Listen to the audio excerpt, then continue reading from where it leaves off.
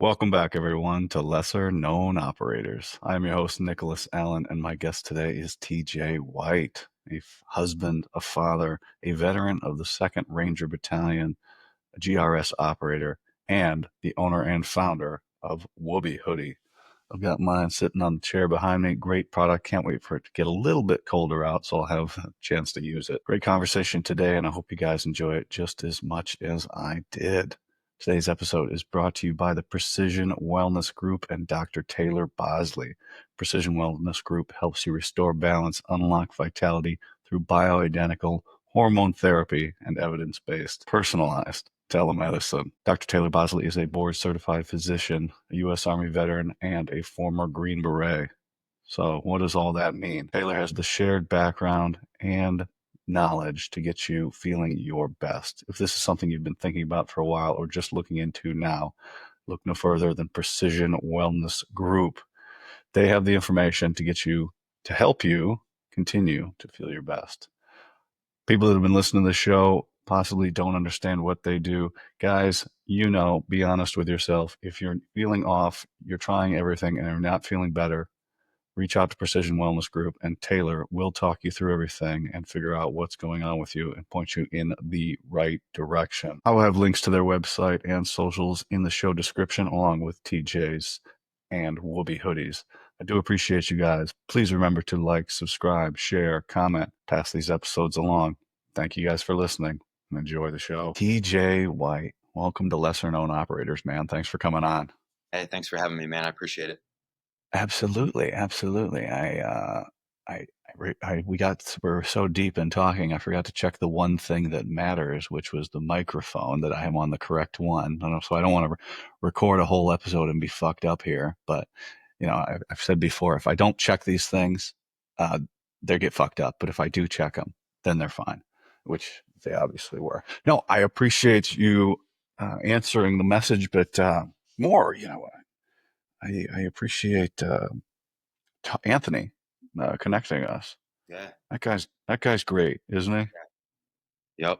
I met him down in South Carolina, and I was intrigued right away by him. And he told me his story and everything he's doing, and where he started and where he's at now. And yeah, he's a incredible human.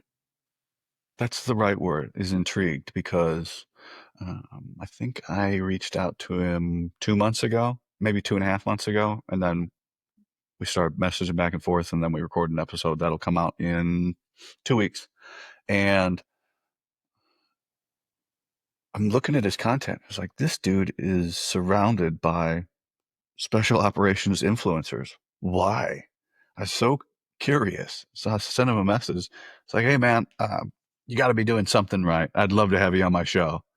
And I was talking to him about it, and he's just so open with his story, and he's just so willing to talk about it. And I think, because he said it on a piece of content he made the other day, a lot of the guys that he meets, like us, we're only this close to being in the same situation at any given time with a bad decision, or when we decide to torpedo our lives. So we relate to it and go like, hey, this guy, went the way that I could have gone. I want to prop this guy up. And I told him, I was like, you need to be somebody that other people hear from. So whatever I can do to help you. So he's a great guy. I'd like to give him a Yeah. shout out.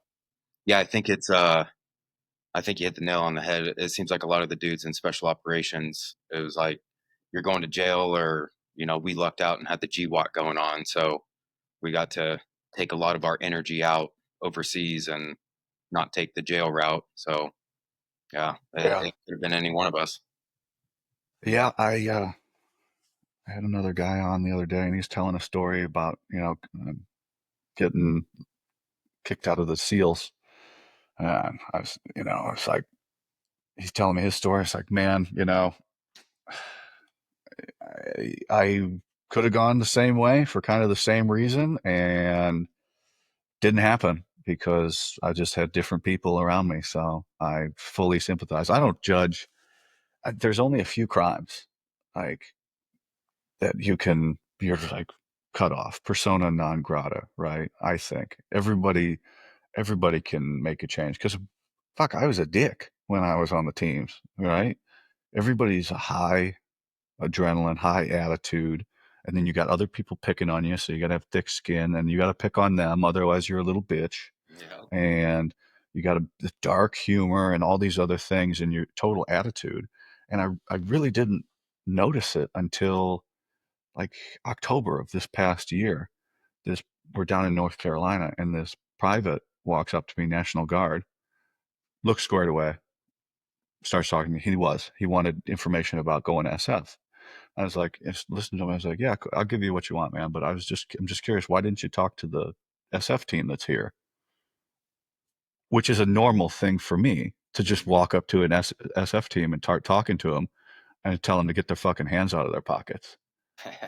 And I said that, and he goes, well, they're scary. I was like, I never thought about it till that point. Like, totally different attitude that other people can see that Yeah. while you're in it. Did you notice that in yourself as well when you were in that role? And now that you're out and separated from it, that you've calmed down and become a different person? Oh yeah, it was a conscious decision. The same thing with what you were saying with, the dark humor, the persona that we have, the ego that we have to build up. I mean, to me it's a survival tool, the ego. You can't go in there wondering if you're going to win or not. You have to believe 100% that you're going to win, period. And so that comes with the ego, and then getting out, you know, carrying that ego and trying to realize how to use it, and then eventually trying to get rid of it or turn it off a little bit so you can, for me, function better in society. You're not walking around looking pissed off all the time and, just making incredibly inappropriate jokes at incredibly inappropriate times. But, it's funny to you. And maybe if one of your buddies is there, they'll laugh, but nobody else gets it. And uh, yeah, it's something that I've been working on for a while, and it's something that I'm learning how to manage a lot better now. Dude, psychedelics, that's been a big one for it. Yeah, Fuck yeah, total release, right? yeah, Getting out of your head and into a different space. yeah. Um, One more about the humor, right? When I first started this, I'm getting back in contact with people at First Group, and it would seem like everybody was like, man, we miss you. You were so fucking funny when you were here. And I'm like, nobody thinks I'm like, I am not funny in the civilian world, bro. I am not fucking funny at all.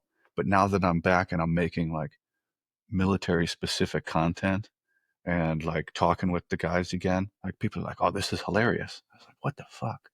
Like, I Yeah, don't get it. And my buddy goes, you're just cracking that team room door.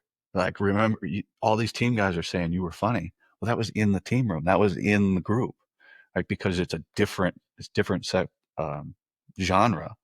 And I was talking to another guy who's got a much bigger show, and they get a panel of guys, like four guys on there, and people love that because that's a whole different animal when people start getting on that, and these jokes are offensive, but people yeah. eat it up. Dude, And it's like it's like a campfire chat.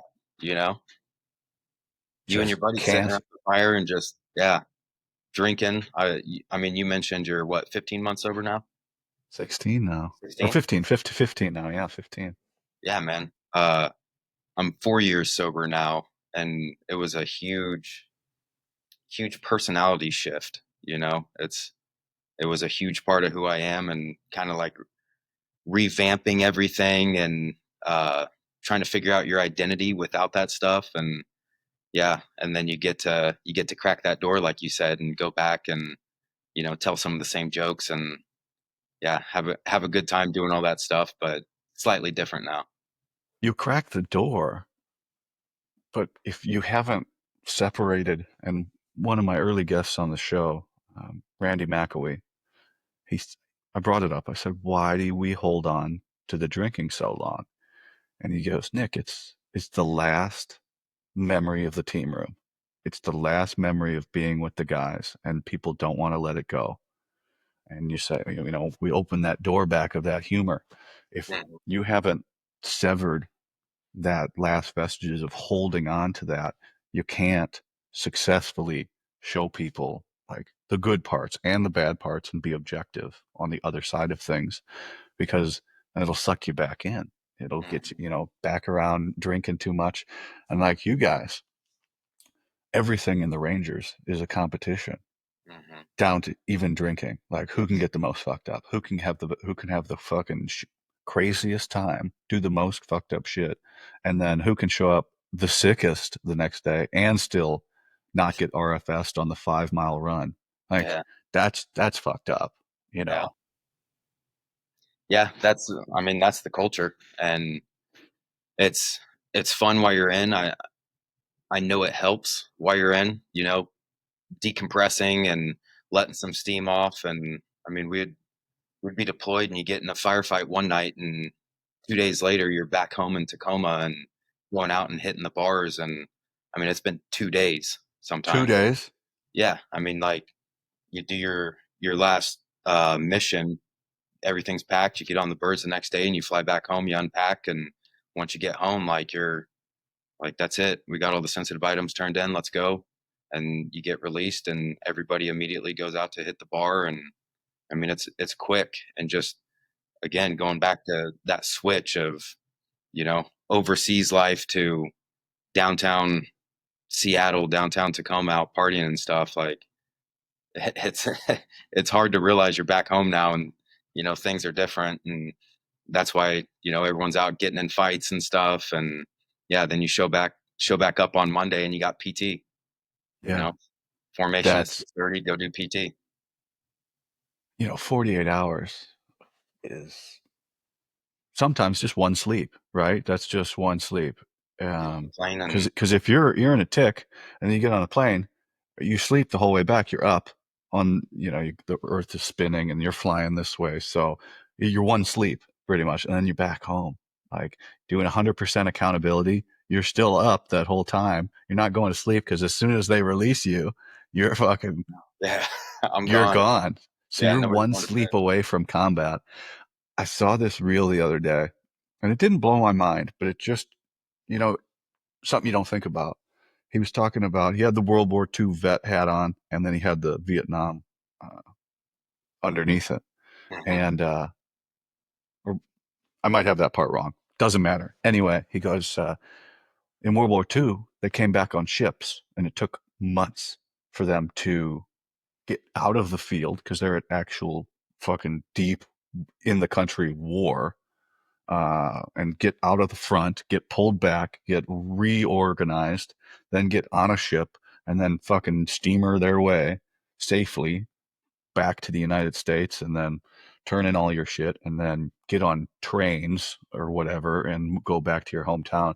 This is months long process, and you're with the boys and that you were fighting with, and you're talking about all of the things that happened, not saying it took care of all the symptoms that we now know are a result of war operator syndrome or what have you, PTS, things like that. Not saying it took care of it, but oof, that's a long time to kind of decompress, to slow down, to get back into a slow way of life, to where Vietnam, not 48 hours, but you get pulled out of your unit, you go to the net major international airport, you kind of check in.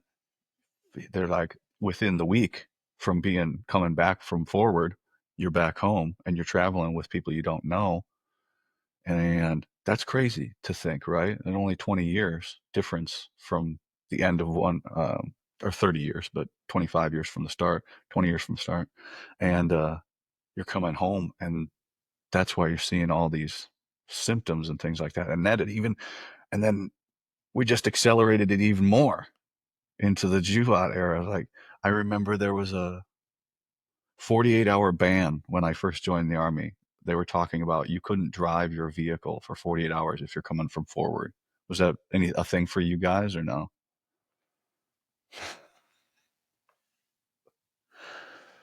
Oh, fuck, man. Is And I mean, it makes sense if you think about it. Like, the speed of war, it has to go fast. We can't take a month to come home and uh, get set up and start training. Like, our training cycles and deployments were, they were much shorter, but a lot. a lot higher in intensity and everything that we're doing. When I first got there, we were doing 3 month deployments with 6 months back home, which was our training cycle. And then I think after my third deployment, we switched to 7 month training cycles, 4 month deployments. So I was in for 7 years and did seven deployments in that time. And like you go over there, we had one, I think it was my second deployment. We did like 116 missions in 90 days. And I think there was 2 nights off that we didn't do anything. And it's not like you're hanging out enjoying your downtime. You're training, you're getting ready, you're you know uh, training your guys, trying to get all this stuff done. And finally at 4 in the morning, 5 in the morning, they're like, okay, we're gonna stand down, but just be ready in case something happens. Like, okay, so no change, huh? That's stressful, man. That's like, there was a guy at selection, I remember us, because I had no idea, private award here. I was like, didn't know that Rangers, it was unacceptable to go to selection. I'm just like, oh man, why are you here? And he's like, honestly, bro, I can't do one more training cycle. I just can't do it anymore. I, and if I don't pass this, I'm going to get kicked out of my unit. Yeah. And that took me years to kind of piece together that whole little uh, frago there, or that little bit of information. Where there's a lot of information in that, and took me years to learn everything behind that little couple sentences. I mean, you had to feel the same way at a point. Why did you keep doing it though? So my original enlistment was for 4 years, and I think it was after my third deployment. I was Yeah. right about the 3 year mark, and it was a awesome deployment. Uh, I mean, it's exactly what I signed up for. The mission, the adrenaline, all of it. Like, I was loving it.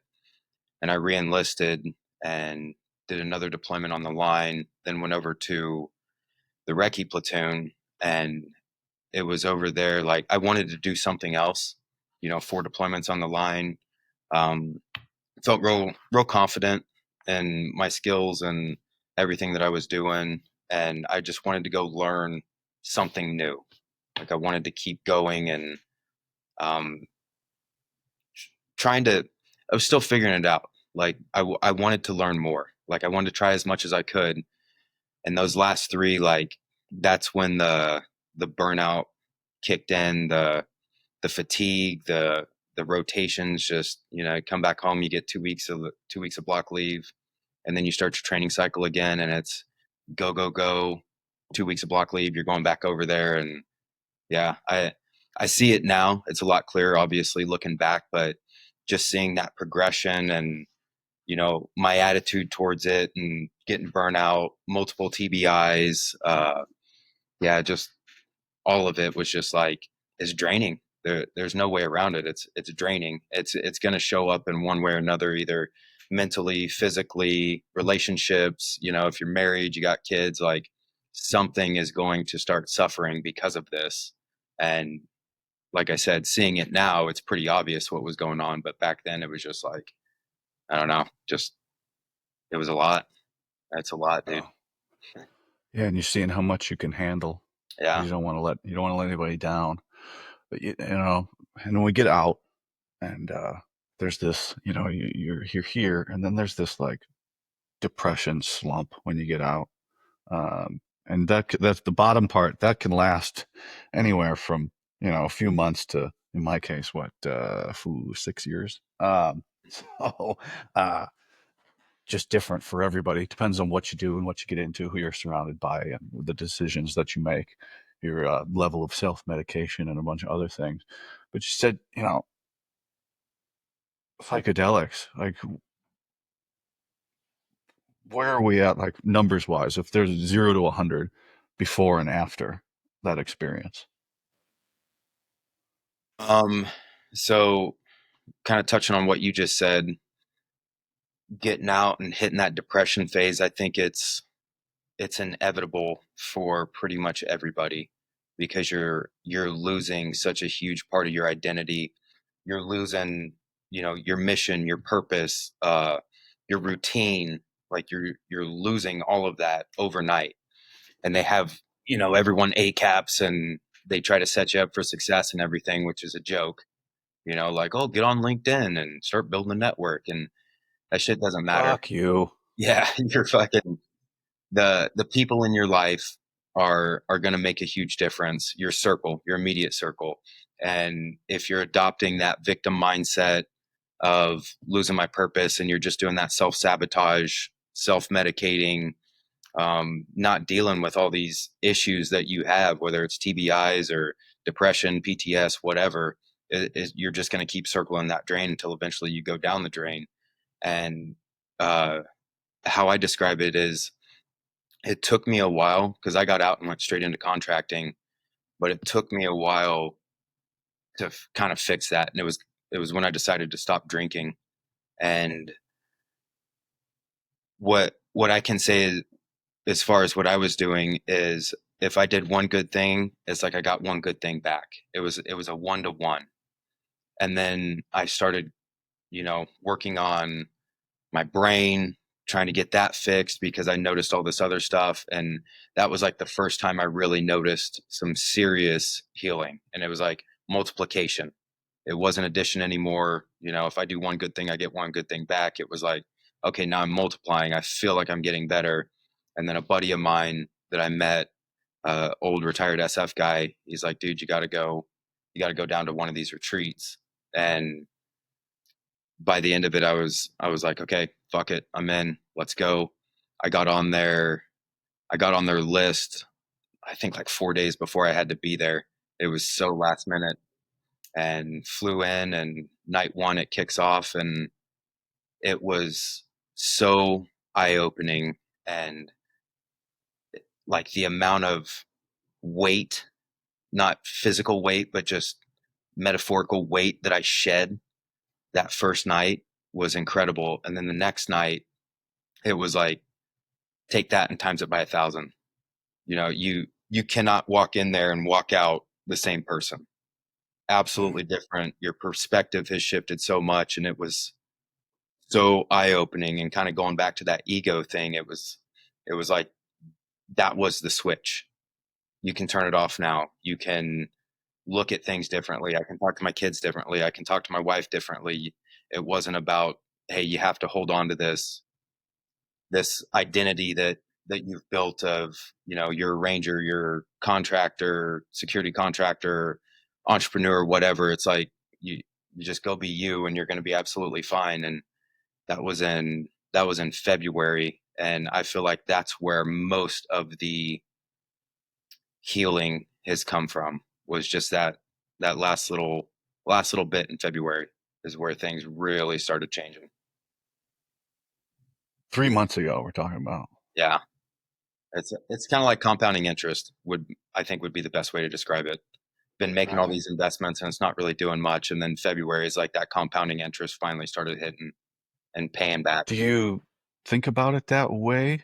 I mean, or is it you feel like you were kind of like, I don't want to say maybe dilly-dallying, and then you found the real answer, or did all the prior work lead up to the real answer working? Yeah, I think it all led up to it, because I had the option to do this years ago, and for whatever reason, I was like, no, it's not the right time. And I had this feeling to go do it.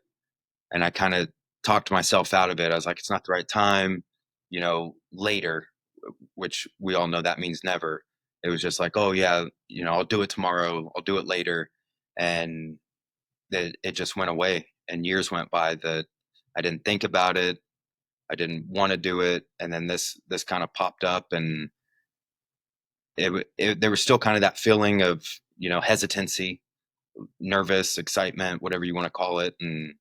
But this time I was like, no, I'm going to do this because I've put in all this work. I've seen what the 1-to-1 gets me, getting up, hitting the gym, reading every day, not get or I'm sorry, getting away from like that negative mindset, the self-sabotage, the dark humor, all this all this like negativity that I was just carrying around in my life because that's who I was. it was like the one to one took me so far. And then I went to that brain clinic, and that was like, that's where multiplication got introduced. And then talking with my buddy and him connecting me with these guys, it was like, okay, now I understand. Like I had to get to this point. I had to go do this. Now this is as ready as I'm going to be to go do this. And I don't want to sit on it anymore. I'm going to do it. And yeah, it was absolutely worth it. I like that because we can do things. You can do the correct things at the wrong time, and then they don't fucking work, right? And then generally it's our fault, like because we just weren't open to an idea or ready for it, and then you kind of have a tainted experience of something. I went on a not the same thing, but I went on like a like a men's retreat in Yellowstone. I I didn't pay attention. It's kind of my fault. It was all my fault. Nothing bad happened. It's just I didn't really get anything out of it except a couple of good friendships out of it that now are paying off. But I was like super pissed off about getting med boarded back then and like bad attitude. And I'm like, they're like, why are you here? And I was like, fuck, because I'm a lazy and I didn't read the fucking brochure, honestly. And I'm sorry, I'm a dick. I thought this was a different experience, so, but what got you to that point? Because at some point you realize maybe I'm the problem. Did you start to realize that over the years? Because once you stop drinking, there's like 6 months where you're like, this fucking blows. I'm never gonna have fun ever again. And then you start pulling out of that and going, all right, maybe I can have fun. And now I'm to the point where I'm like, all right, fine, fun, come on, fun. Let's have fun again, and we don't have to drink, and we can make our dark jokes about drinking, where people think we're serious, but we're really not. Yeah. So, is that the catalyst that led to the healing at all? I had so I started drinking in like eighth grade, and I just upped my game from then. And it, like, all through high school, I was the partier. I was out every weekend, wherever the party was, that's where I was going. And joining the army, that obviously you're not gonna get any healthier. It's just we're going out, we hit the bars every single weekend, we're always partying. And I carried that through into contracting. It was the same. We were still partying all the time. And it wasn't until my kids were born in 2020. We had twin boys, and I was still doing the same thing. I had plans, I'm going to be father of the year, but not yet. They're still young, they don't know. And then one night I went out and woke up on the living room floor the next morning, and like my sons were up, they were in their high chairs, my wife was feeding them breakfast, and like I picked my head up, like I'm still wearing all my clothes, my coat's on, shoes on. I'm laying in like their little play area that we had set up for them, and I picked my head up, and like they're both just looking at me as they're eating. And like I looked at them and they looked at me, and we're just like looking at each other, and I felt like the biggest piece of shit ever. Like they were, I don't know, a year and a couple months. And like in that moment, I was like, man, I hope this isn't their first memory of me. Like dad picking himself up off the floor drunk, and got up and uh, went and threw up and took a shower and was trying to just make myself feel better. And I decided then that I was going to see if I could even quit drinking, because it's daily at this point. And I decided to see if I could quit drinking. And I came out and I told my wife that I was going to quit drinking for 365 days. And I had it all. I sat down and came up with this plan. Here's my workout. I'm going to start reading these books. I'm going to start a business and get into real estate, and, just started coming up with everything. Like listen to country music all the time, which is all about, drinking and heartache and just it's that sad negative shit that I was talking about. And so found a bunch of podcasts, came up with my plan. Memorial Day 2020 was my first day of like, okay, this is day zero, and yeah, I was on a plane and was flying over to work and got there, uh, and just started implementing the plan. I started working out, was reading every day, listening to these podcasts, and 45 days into that trip, I lost my job. So now I'm flying back home with no job, still trying to be sober. And I was thinking about it.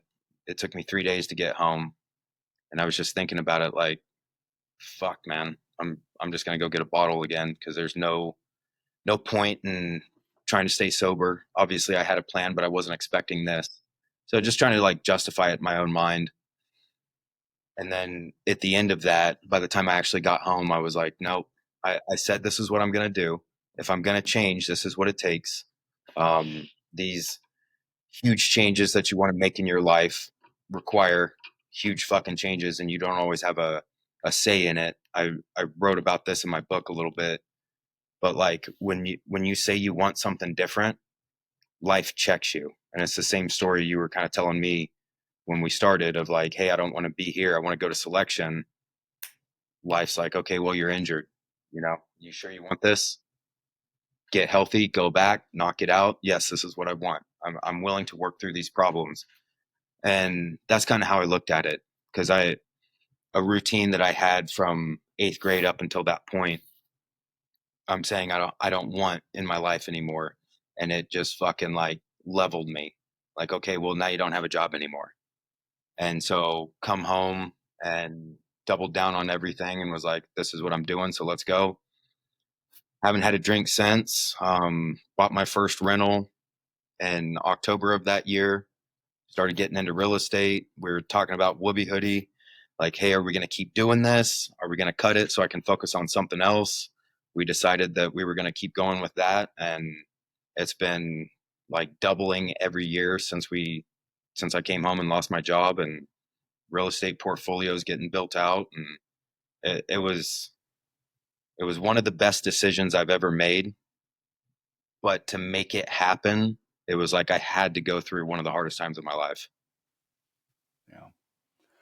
Yeah. Yeah. What you described, because I relate to like, that gym and health and fitness, and I'm sure you do too, right? It's a good, you know, this probability of succeeding when you make 55 changes all at the same time is very low, very, very low. So I'm glad you're able to hold on there, because I tell people, they'll ask about the gym. I was like, the worst thing you can do is try to do more than 1 day a week when you first start out. Hmm. That's the absolute worst thing you do. And they're like, why? I was like, because people want to go 5, 7 days a week, make massive changes, all these massive changes. And when they don't, when they miss 3 days a week, well, you only have 4 days left in the week, so you can't even hit your five, and then you go down to 0 days a week. So if you make all these changes, and then you fail to hit these, well, the liquor store is always open. Yep. Not always open, but the shopette's always open. They'll always sell you more booze. And the cashier don't give a fuck. They're not fully invested in your future. They'll just sell you more medicine, and then it take you right in and bring you in. Come on, you're gonna feel better until tomorrow when you wake up in that Everybody's same happy to see you're situation. back.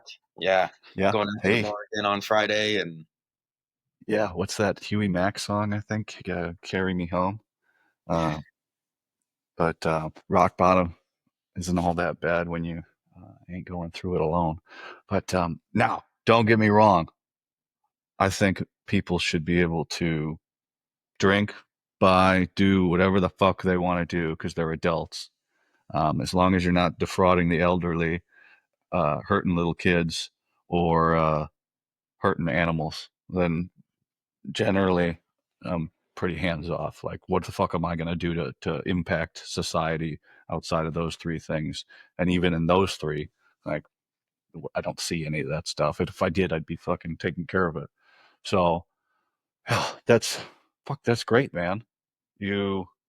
and then you get to that like point where you start to get happy again, and you move towards that. So you're not living the life anymore. Um, the I don't know what's the term. Contractor life at all anymore. You're not dipping into that at all. I still do a couple jobs here and there. Sometimes some friends will hit me up. There's one that I do regularly once a year, but that's about it. Yeah, for the most part. For the most part, I'm done, and I like it. Being being home. Like my boys are 5 now. They're in jujitsu. They just finished up soccer. You know, me and my wife, we have an incredible marriage, and it's not by accident. It's from being there and being present and putting in the work and showing up. And you know, I loved what I did, but I can't imagine trading that now and going back to it. Even when you get the itch. Even when I get the itch, I'll Yeah.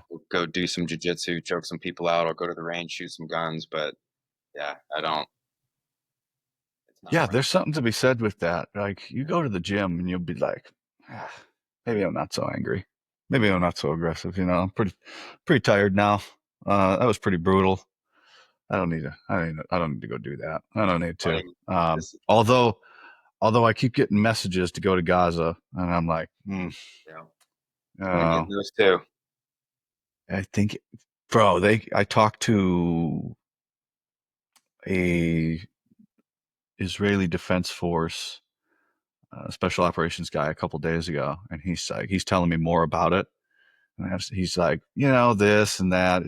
It's not as bad as you guys are making it out to be. But I was like, well, like our level of danger or yours? And he goes, that's a fair question because I live. Yeah, okay. It's pretty dangerous. Yeah. I'm here every day. It's my home. Yeah, it's pretty bad. Well, he bounced. He's lived in America. He's American citizen, Yeah, Israeli citizen, dual citizen. good. Badass dude. I can't wait for that one to come out. I hope I don't get hate. We stayed middle of the road on the interview, so we'll see. We'll see. But we're getting off topic there. Why, when, and how did you start the Wooby Hoodie? And you're not the Wooby shoes guy, right? No, different guy. Because he the one that's the green beret? Um, Because I met somebody at Charlie Mike's once in Fayetteville that was Wooby something, that and I might be thought they him. were in X-ray. Yeah, Combat Flip Flops is 275 guy. So I think Whoopi Shoes is SF dude. Okay. Okay, I couldn't remember. I was like, you don't look familiar, and I don't doubt you'd have been in Fayetteville because there's no reason for you to be there. So, yeah. So, how, why, and what was the catalyst for that? So I had read 4 Hour Work Week, and Tim Ferriss. yep, I was still contracting, and I think I read it for like the third or fourth time. I can't remember. I can never remember every time I get asked this, but I don't know. Read it a handful of times, and um, I was overseas again, and me and my roommate we were sitting there, and it's the conversation that was had a million times. Out at the range, out doing shit. Like you wrap up in your whoopee, and you're like, man, somebody should turn this into a coat. You know, and we were kind of thinking it's probably been done by now, so let's get one. And we looked all over the place. I mean, we were on Amazon, Google, searching multiple times a day, trying different keywords, and we found there was one site and they had a couple, but they were all sold out. And it took a few days, and then finally the light bulb went off, and I was like, oh yeah, this is what he's talking about in 4 Hour Work Week. Like I know about this, I can speak about it. It's there's obviously a demand for it. There's no supply, uh, so I just got to work. I literally used that book like an instruction guide, just step one, step two, step three. And it started out of just I was gonna order some and that way I could get one. I would sell the rest to my friends and be done with it. So I put in the order and I mean we built just this crappy little website. It was great. Like my wife built it. She had no idea what she was doing with a website or anything, but looking at where we're at now and what we had back then, it was pretty rough. and I would fly overseas, and I had a whole duffel bag full of them, and I would just sell them to everybody. And then we were trying to direct people to the website, but dude, it was just so slow. And we sold off our first batch, and they started asking for other ones, and I'm like, yeah, I can do that. So we put in another order, and now we had two different patterns. And then guys started taking them out in town, and they were getting them cut up the front and put zippers on them. They're like, yeah, dude, we got to have zippers. So I was like, oh, okay. So put in another order, and we started getting the zip up kind. And, just talking to the guys, they're like, yeah, these cuffs, I don't like them. If you could do something like this, and obviously everybody knows every piece of fucking gear out there. So, go like this company makes the cuffs, and this company does this and that. And like this hood's a little bigger for helmets. And so we just started taking all that, and we would redesign it and come up with a new one and put that one out. And we're on Gen 3 right now. We're working on Gen 4. I think that'll be out this fall, but yeah, that's how it started. I just wanted one. Yeah, Yeah. same over here. I just wanted my own show. Like I just wanted my own thing. Nobody can tell me what to do. Yeah. I can have on whoever I want. I can ask whatever I want. I can post it up. And if people don't want to listen, the market will decide who will listen to. And I'm having fun. And I get to meet all these people like you and Anthony and all these other people like phew, crazy, and you start doing stuff for yourself. Like I try to steer people away from, I wish I would have started this sooner. I try to go with, just be glad you started when you did. Yeah. And I'm so glad I started when I did. Yeah. First off, it's easy to remember. Beginning of the year, first of the year, every year is when it's our anniversary for the show, right? And we're only in the 6th month now, so, but just be glad you started when you did. Did you have? Because obviously you didn't have any idea, getting one for yourself, and you going, you know, I'm just, I'm not creating anything here. And then how was it? One day you just realized, I fucking can't believe this at all. It's dude, it's still like that daily. I mean, I just sold two properties earlier this year. That was our first office and warehouse. We sold that, and we moved into this place that I'm at now that is twice as big. I'm with Cody Alford from Defy the Norm. His Cody's office, great. yeah, Yeah. we share a wall, and his warehouse is one side, my warehouse is the other side, and it's just come so far. And you you never expected it, because like in the beginning I was like, yeah, cool, man, if we make an extra $5,000, we can go hit the bar, go out to eat, do date night, shit like that. And now it's like, holy shit, we got like a real business. We got CPAs and a team and taxes and LLCs and all this other stuff. And yeah, it just kind of slowly builds. And that's the thing that you don't plan on. It's going to be the same thing with this. You're 6 months into it. It's going to keep building. If somebody were to give you a folder saying like, "Hey, this is where you're going to be. You need to get all this stuff done," you're like, "Fuck no, that's too much." But just as you're going, month after month, year after year, you just keep knocking all this stuff out, and then you turn around and look back, and you see how far you came. There's a really good book called "The Gap and the Gain." I don't know if you've heard of that, but the guy he talks about, everybody looks at the gap of like, this is where I'm supposed to be. This is how far away I am. And, you get about this close to your goal. You're like, okay, I'm going to push that goal out. And so you're never hitting it. You're always just looking at that little space in between. And nobody ever turns around and looks back and is like, okay, well, in 7 years, look how much ground we've covered.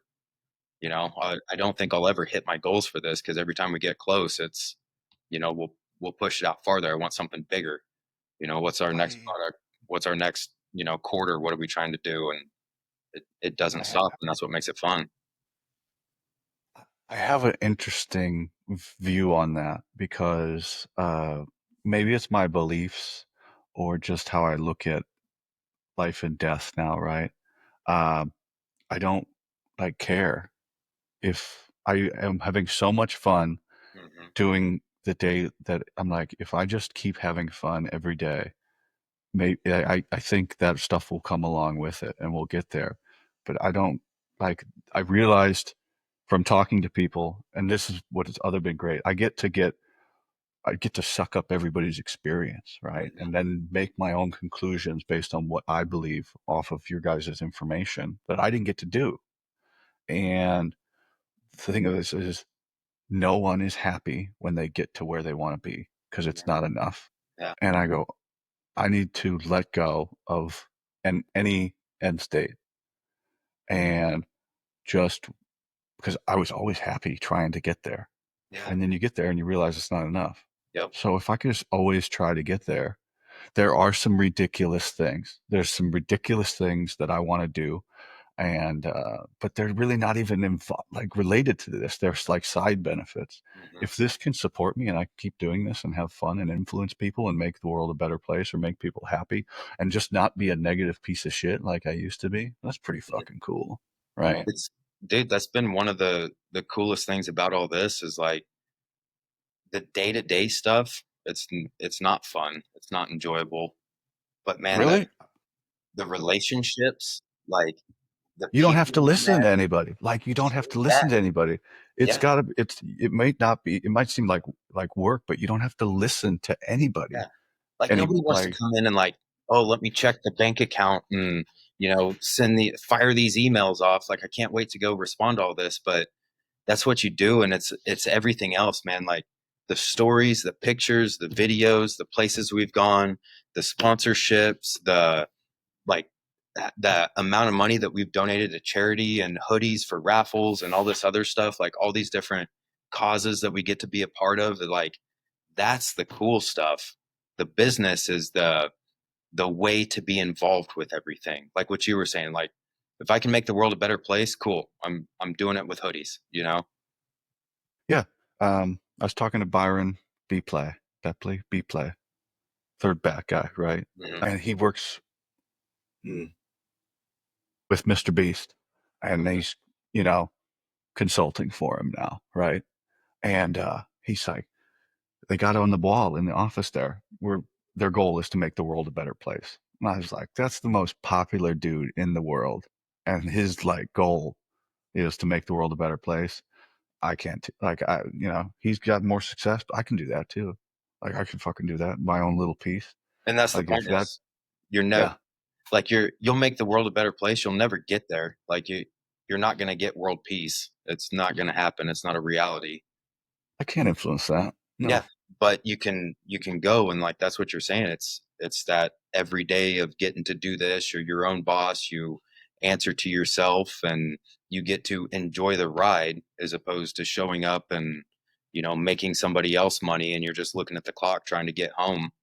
To Yeah. spend a couple hours with your kids. It's massive, man.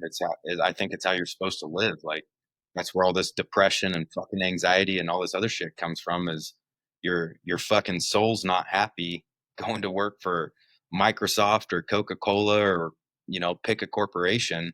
You're supposed to be building your life and building Yeah. yourself. That's why you're fucking here. Yeah. I, I hope we can get there and get to a point and just be there and don't have to listen to anybody and just be happy because every night, a week ago, 10 days ago, I was like, I really need to get better at talking to my phone. How can I do that? All right. Every night I'm going to say, talk to my phone and tell my phone for 1 minute what I got done today. Hmm. And I'm like, you know, fucking looked down last night. I was like, fuck it. It's 10 o'clock. Like, where did the day go? Like I'm cranking shit out. I was like, it's Sunday. As I start writing everything down, I was like, I got a lot of shit done today. But yeah, that's when everything's going right. You don't have enough fucking time to do the stuff, and then you're never like, I don't know what time it is. If my monitor didn't tell me what time it was, I'm down in the basement. There's no light down here. I wouldn't know what time it is. The side But effect. that's the goal, right? But I'm still not there. I'm just working, and this is the fun part: getting to talk to people and meet everybody. Like, you said Cody. Like, I see these people's content, and that's one of the coolest things. Like, I'm meeting people, so many people, and just the reach now from actually starting to do something, and that's the important thing. If you've got a project, you you could. I had no idea of anything that would come along with it, and I'm sure you didn't. You had no concept because you didn't know what you didn't know. So Exactly. once you start a project, you don't know all of the things that could be connected to it down the road. So just start it, and then it could change into something else. Hey, my buddy, I was going to start a YouTube channel. Just go fucking start it. Go on YouTube right now, grab the name that you want, start the channel, and then you got it. And then you can worry about step two later, like getting your stuff up. Like just go get it. Go grab all of them. Spend a couple hours, grab all the platforms and all in the name that you want. And then look at where you are. You own your space. Yeah. And then the internet will start finding your stuff up in searches, and then you can start putting content up or putting your product up or just even talking to your phone. So And just I think a lot of people like it's exactly what you're saying. Just go start it. Like just do it. It's the tree thing. The best time to plant a tree was 20 years ago. The next best time is today. Right? You're like you can't go back and redo it. But I think a lot of people just get hung up on the I'm not that good yet. So I can't put anything out because it's not polished. And like that's the fucking beauty of it is stumbling your way through it. And you'll be glad that you did it and stumbled your way through it. And you'll get to go back and look at, how horrible the content was, how horrible the camera was, or all this little shit that, we were talking about before, the stuff that we see. But when you're doing it, like, you know, other people see that and they're like, "Oh, dude, that's awesome." I've always wanted to do that. And you'll pass the same advice to them. Like, yeah, just go start it. That's it. That's how it goes with everything. It's, joining the army. Like, oh, I want to join the army, but I'm not ready yet. Yeah, I know. That's the fucking point. That's why you go to basic training. You go there and you start learning all this. Like, oh, I want to be in special operations. I'm not ready yet. Like, well, go there and like they're gonna show you everything that you need to do. You get hurt, you fuck up, whatever, like go back and try it again. You keep going until you figure it out or figure out that that's not really what you want. yeah, physical part, you can get that ready. It's actually, if you already want to do something, because people only do something if they want to or they have to. And if it's both, then you got a winning combination there, um, unless it's court ordered. But if you have to or if you want to do something, God, that'll get you pretty far in selection if you want it, like really, really want it. Or you could get there and you find out, I don't want this. That's Yeah. okay too. Yeah. That's okay too. If you really honestly, and you should never shit on anybody like, yeah, I just didn't make it through selection, or it wasn't for me. If they're telling the truth, fucking good on you. You know, I, I'm not gonna shit on anybody for going and trying. It's people that are like, oh, I didn't go. I just Would have didn't. knocked It my drill wasn't. sergeant out. I'm like, yeah, okay. I did have a banger of a comment for that. One of the guys put up a thing about that about the other day, and I went, it is too bad that our population of able-bodied young men is shrinking because they're too tough for the military these days. It's just a damn shame. Yeah. I, God, it's terrible that, but good on them. Maybe they'll be UFC fighters or something like that. But yet, It was got that. but it's easy. It's easy. Like if you're in a good place, and I also try to see the other side of it. Like, but 15, 16 months ago, I wasn't like I wasn't at all. And, so I get it. I get it if you're like doubting yourself or you're not there. But no, I go back to what you said. Fucking don't commit to the gym 5 to 7 days a week. Just 1 day a week. I Sure. tell people if you can commit to 1 day a week, you have 6 days or 3 days on either side of leeway to get there to 1 day. 1 out of 7 is way more accomplishable than 5 out of 7. It's exponential. Like it's so much easier to get 1 day a week. And then if you start getting into that rotation, or even with anything, with any project, just do a little bit a day, just a little bit a day. And then you'd be like, I want to do a little bit more. I just want to do a little bit more. And then maybe it'll get into doing it all the time or something like that. And then That's things get just out of those control. those 1 degree shifts. Yeah. Over a long period of time, you're going to be walking in a completely different direction. And there's a reason everybody is saying the same thing. Like from, what's that dude's name? Hamorzai or Oh, whatever. Alex Hermosi. Yeah, from him all the way down to me in my basement here. There's a reason everybody says the same shit because the basics work. You go to a trainer, you're like, what should we, how do I get stronger? We're gonna have to get your barbell back squat up. Hmm. That's basic, like the greatest exercise there is for all around strength, right? It's the barbell back squat. And if you can get that, everything else is going to work out. There's the reason the basics are the basics, because if once you get those, and that's the reason everybody starts repeating these things. And there's a reason so many people are getting sober is Yeah, because it's a because it's like you can't keep doing it like we used to, and now we can't. yeah, it's the recipe for success, and they say there isn't one, but there Oh, is. It's like a guideline. You can go out and be successful if you want to, and it's like, well, I don't know where to start. Go find somebody successful and repeat what they're doing. Are they out partying, drinking every night, getting home at 2 in the morning and sleeping until noon? No, like there might be a couple, maybe some tech billionaires that can do that, but for the most part, like they'll tell you exactly what they're doing. You can watch them on podcasts, buy their books, look them up. Like, this is my routine, this is what I do, and I think it's a big turnoff for a lot of people of like, well, I can't because insert excuse here, and it's like, okay, well, you're not serious about it then because you can that's okay. It's choice. okay. It is, yeah, They'll come around. Everybody's. It's okay if you're not there. If you're not there yet, you know.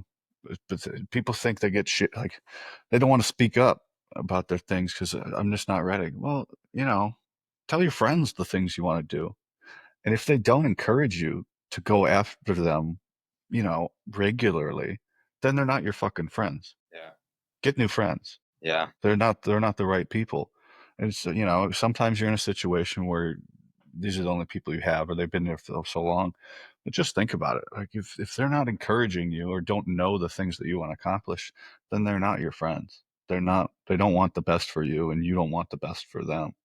And it's kind of hard to look at, a hard choice to make, yeah, um, and that's to choose who you let in your life.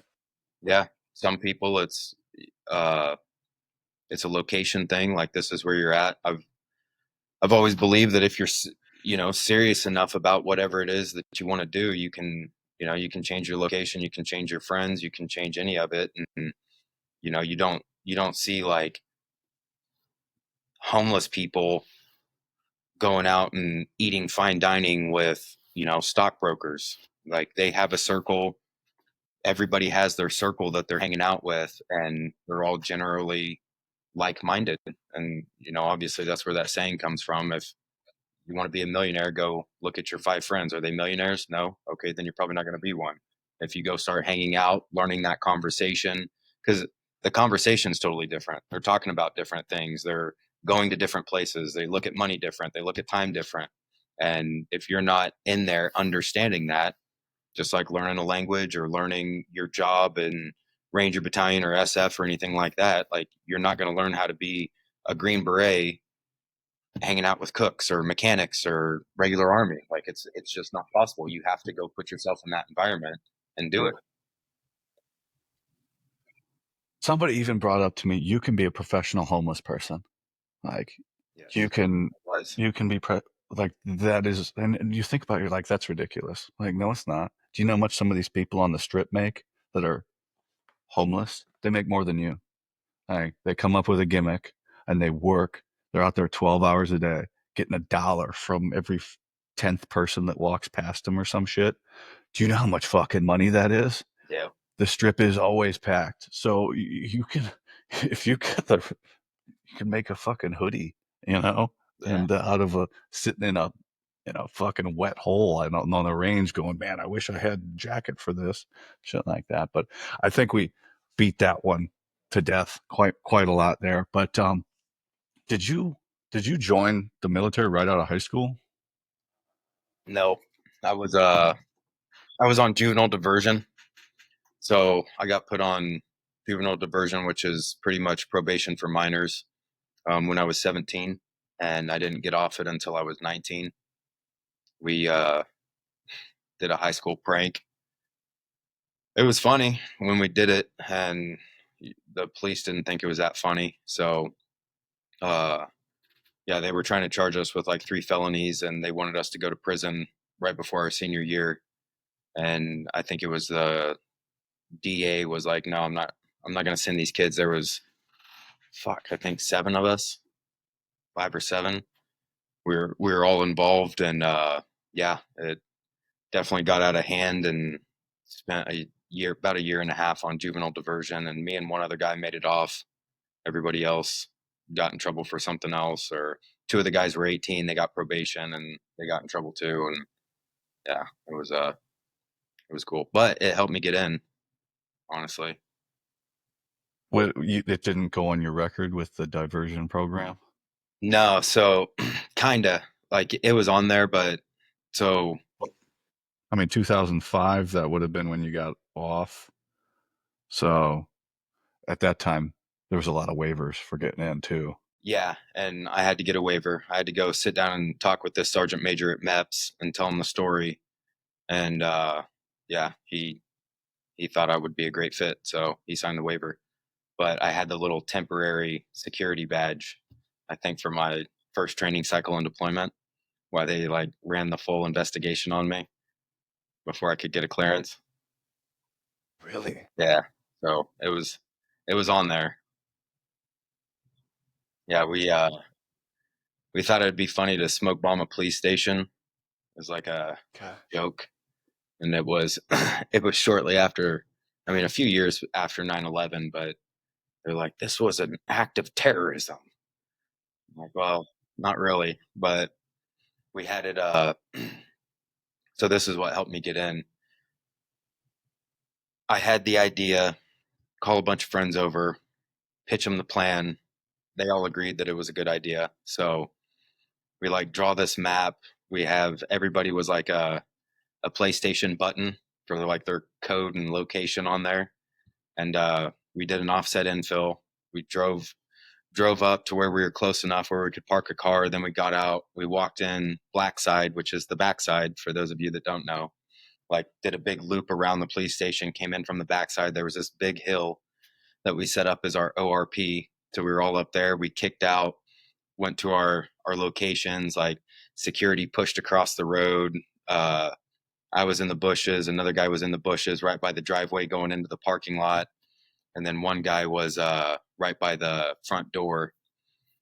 We had another dude who made a prank call to the police station saying that there was kids shooting off fireworks on the other side of town, and it's a small town, so I think there's only one cop working. So he makes the call. We got another guy sitting over there in his car. So when he sees the police show up to that side of town, he calls us, and our go signal was when the first smoke grenade got rolled inside the police station. So I see my buddy like ripping the door open, and he rolls this big. It was called smoking in the can, and it was this huge like smoke grenade that we bought at the fireworks stand, and it just starts dumping smoke. We put one in the middle of the road so cars couldn't drive by.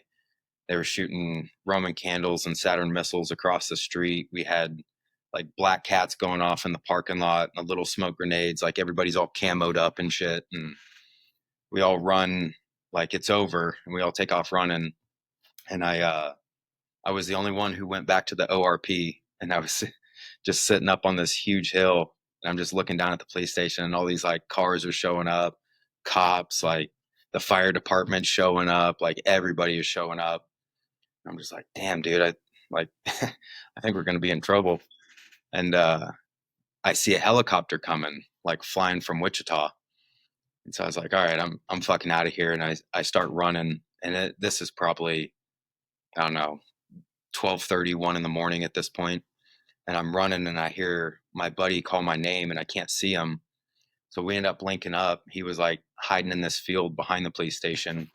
We link up and do this big like E&E all the way through town, all the way around, jumping fences, like dogs are barking, running down alleys. We get to his house, and he takes his mom's car, and like we drive back to my house, and like everybody always returns to the scene of the crime, so we all load up and go driving back by the police station, and dude, there's like everybody is there. And the next morning I woke up, and there's like cops across the street from my house. So I jump in my truck and leave, and I'm like calling my friends, and my first buddy that I called, I was like, hey, is so and so there? And his brother answered. He's like, no, the cops picked him up this morning. was like, oh, really? About what? You know?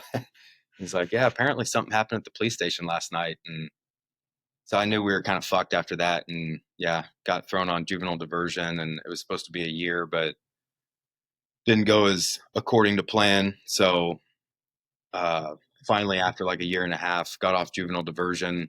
My diversion officer called me and she's like, hey, you're done. Today was your last day. And I'm like, on the job. I pack everything up. I drive straight to the recruiter. You know, it was probably 2 in the afternoon. Drove straight to the recruiter and I was like, hey man, I'm ready to go right now. And it still took me about 6 months, but he finally takes me up to MEPS and they're like, you have to get a waiver because of this. So I sit down with this like sergeant major in his office and I tell him that whole story, you know, like, yeah, I went to the ORP and nobody was there. And uh, at the end of it, man, like the dude he didn't crack a smile. He didn't think it was funny. He would like just stone faced looking at me the whole time. And at the end of it, I'm like, all right, you know, 50-50, here we go. He's like, I think you'd make a great ranger. Signs the waiver and hands it to me. And I was like, sweet, man. So got up and walked out of there and got the contract. And here I am. Rip contract. Yeah.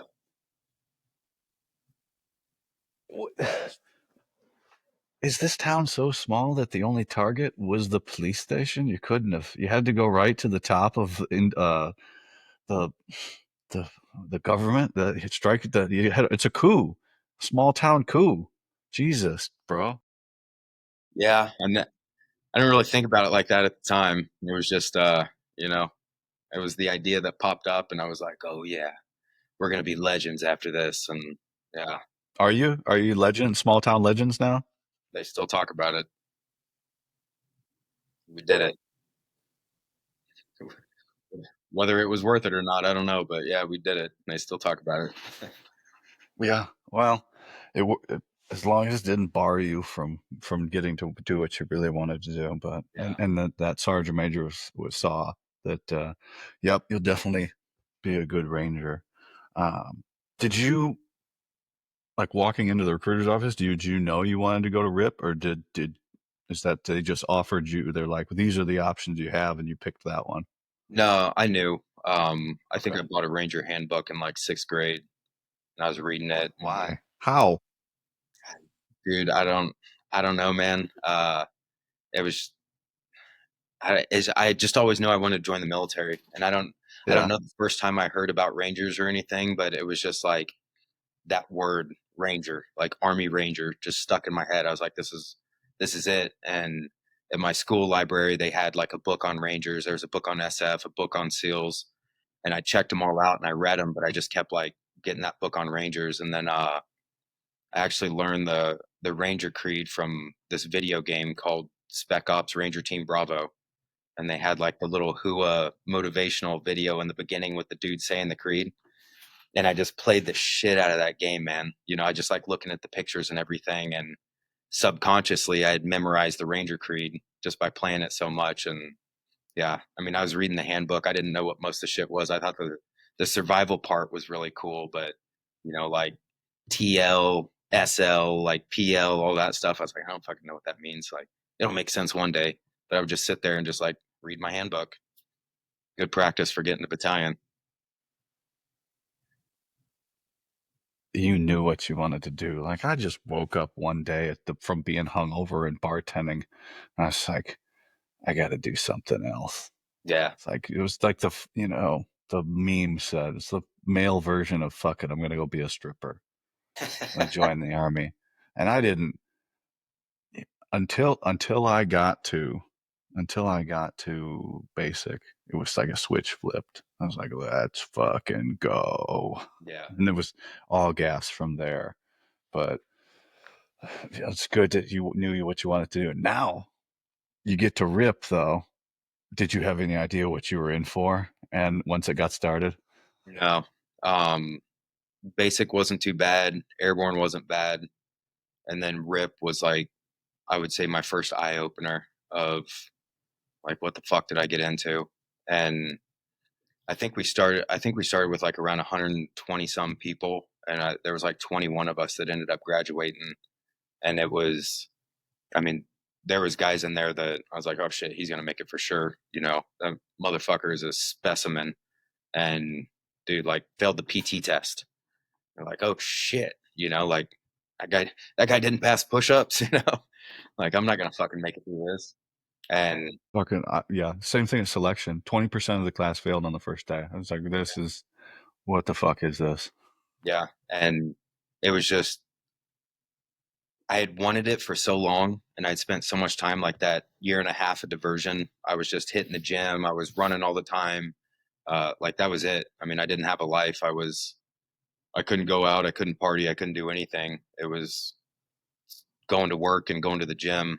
And so I was ready, you know, for the military when I left. But yeah, getting there and seeing what was expected of me. And it was for the first time, it was challenging. Like basic wasn't challenging, airborne wasn't challenging. You always wonder, like, you know, the unknown runs and stuff like that. And then you finish it and it's like, oh yeah, that wasn't bad. But yeah, we got to rip and it was just, you know, impossible time hacks. You know, you guys got 3 minutes to get upstairs and square your lockers away, change uniforms, and be back down here for the swim test. It's like fuck, dude. And then you learn real quick, like you definitely don't want to be last, you know. But being the first one down there, you're just getting the shit smoked out of you, waiting on everybody else. And that blacktop they had down there, you know, you're just doing push-ups on 100-degree fucking blacktop and flutter kicks, and it does not stop. You're just if you're not getting smoked, it's because you're in the classroom learning something or you're doing something. There's no time of like, you know, hey, go get ready for this. You know, be back down here in an hour. It's you're getting the shit smoked out of you, and you have 5 minutes. You know, for the next thing. Yeah, Yeah, the you don't what is it? You don't want to be light, late, or last, right? late Uh, lighter out of uniform. yeah, okay, Yeah, yeah. that's how I heard it. I remember one. I've only been smoked twice in my life, and they were both at selection for log and rifle PT, which I've heard they got rid of because of science or some fucking gay bullshit like that. Nothing wrong with being gay, folks. Just if you're in the leadership and getting rid of the log and rifle PT, that's just how I feel. But um, I remember this cadre at AIT. He was like trying to after lunch. Somebody was like couldn't find somebody, so we're in front of the rest, and it was Oklahoma in right in the heat of summer. Sun's right overhead. And I'm stuck. I'm like, I'm okay, yeah, fuck, whatever. Just doing push ups, some extra push ups. I'm like, fuck, I think my hands are burning. And then some of the people behind me start complaining, so he had to stand up. And he's like, "What the fuck you all bitching for?" And I'm in front, and he puts his hand down, and he goes, "Oh fuck, I hope I don't get in trouble for that." And he's like, "All right," he's like, "All right, march out." You know, people were starting to get fucking burn their hands. I was like, "It's fucking hot, dude. Yeah, Fuck." You be there's a softer, gentler army now. But so you go through RIP in '06, yeah, yep. Joined in October 2005, and yeah, rip in '06. and then you get to how long from RIP to Ranger School was it for you? It was so one of the cool things with regiment. I don't know if it's still the same. I think it's changed. Well, it's probably changed quite a bit because now they have RASP and they're not doing the deployments and stuff. But um, it's the best way I can describe it is like you would be prospecting. It's like you made it through RIP, and congratulations, you got your tan beret. You can wear your scroll, and then you get to battalion, and it's like no, you haven't made it yet. And it was about a they had at that time it was about a year of like, dude, you're getting the shit smoked out of you. You're fighting. You're, you know, if you hear "give me one," Give me one. it is a fucking brawl in the hallway. All the privates are running out there fighting each other. There's dudes unconscious. There's like eyebrows getting split open, lips busted, like trying to be the first one there. And so we did our training cycle, whereas, you know, learning all that, what it's like to be a private and in battalion. And then we deployed my first deployment to Afghanistan. And then after that, we did a PT test. It was probably like halfway through, and there was one slot. Whoever scored the best on the PT test got to go, and I scored the best. So they sent me home advon, like I think 2 weeks before the rest of the guys ripped back home, and I was like packed and ready to go, and then went to Ranger School. So it was about 9, 10 months maybe. Would you score on the PT test? Like, what is a group of junior enlisted Rangers scoring on the PT test in a competition to go to Ranger School? Uh, I don't remember what I got exactly, but like 300 is the standard, which Well, that's yeah. You yeah, could throw that away. You're on the you got to be on the extended scale. yeah, I think I was in like the 320s or something for the PT It's test. nothing too crazy. Yeah. Okay. Yeah. Fuck. So I've had people on here. They're like, "Yeah, I was pretty ready for Ranger School by the time I got there." Was that the case for you? Yeah, I mean we do classes all the fucking time. So uh, again, there's never a moment where you're just like, hey guys, just go relax. It's if you're standing around as a private, you're reading your Ranger handbook, you're practicing mag changes, you're getting smoked for some shit that there's no way you could have seen coming. Like there's always something going on. So I mean, you do nothing but read your Ranger handbook. You're getting classes from the tab spec fours that have just gotten back, what to expect and all this. And uh dude, and after all that, like after RIP, fucking the training cycle, the deployment, it's like, hey, you're going to Ranger School, and it's almost like a breath of fresh air. It's like, oh, cool, yeah, I get to go to Ranger School finally. And I mean, like physically, pre-Ranger and regiment is way fucking harder than Ranger School is. So that's your next task that you have to accomplish is pre-Ranger. And yeah, that was fucking brutal.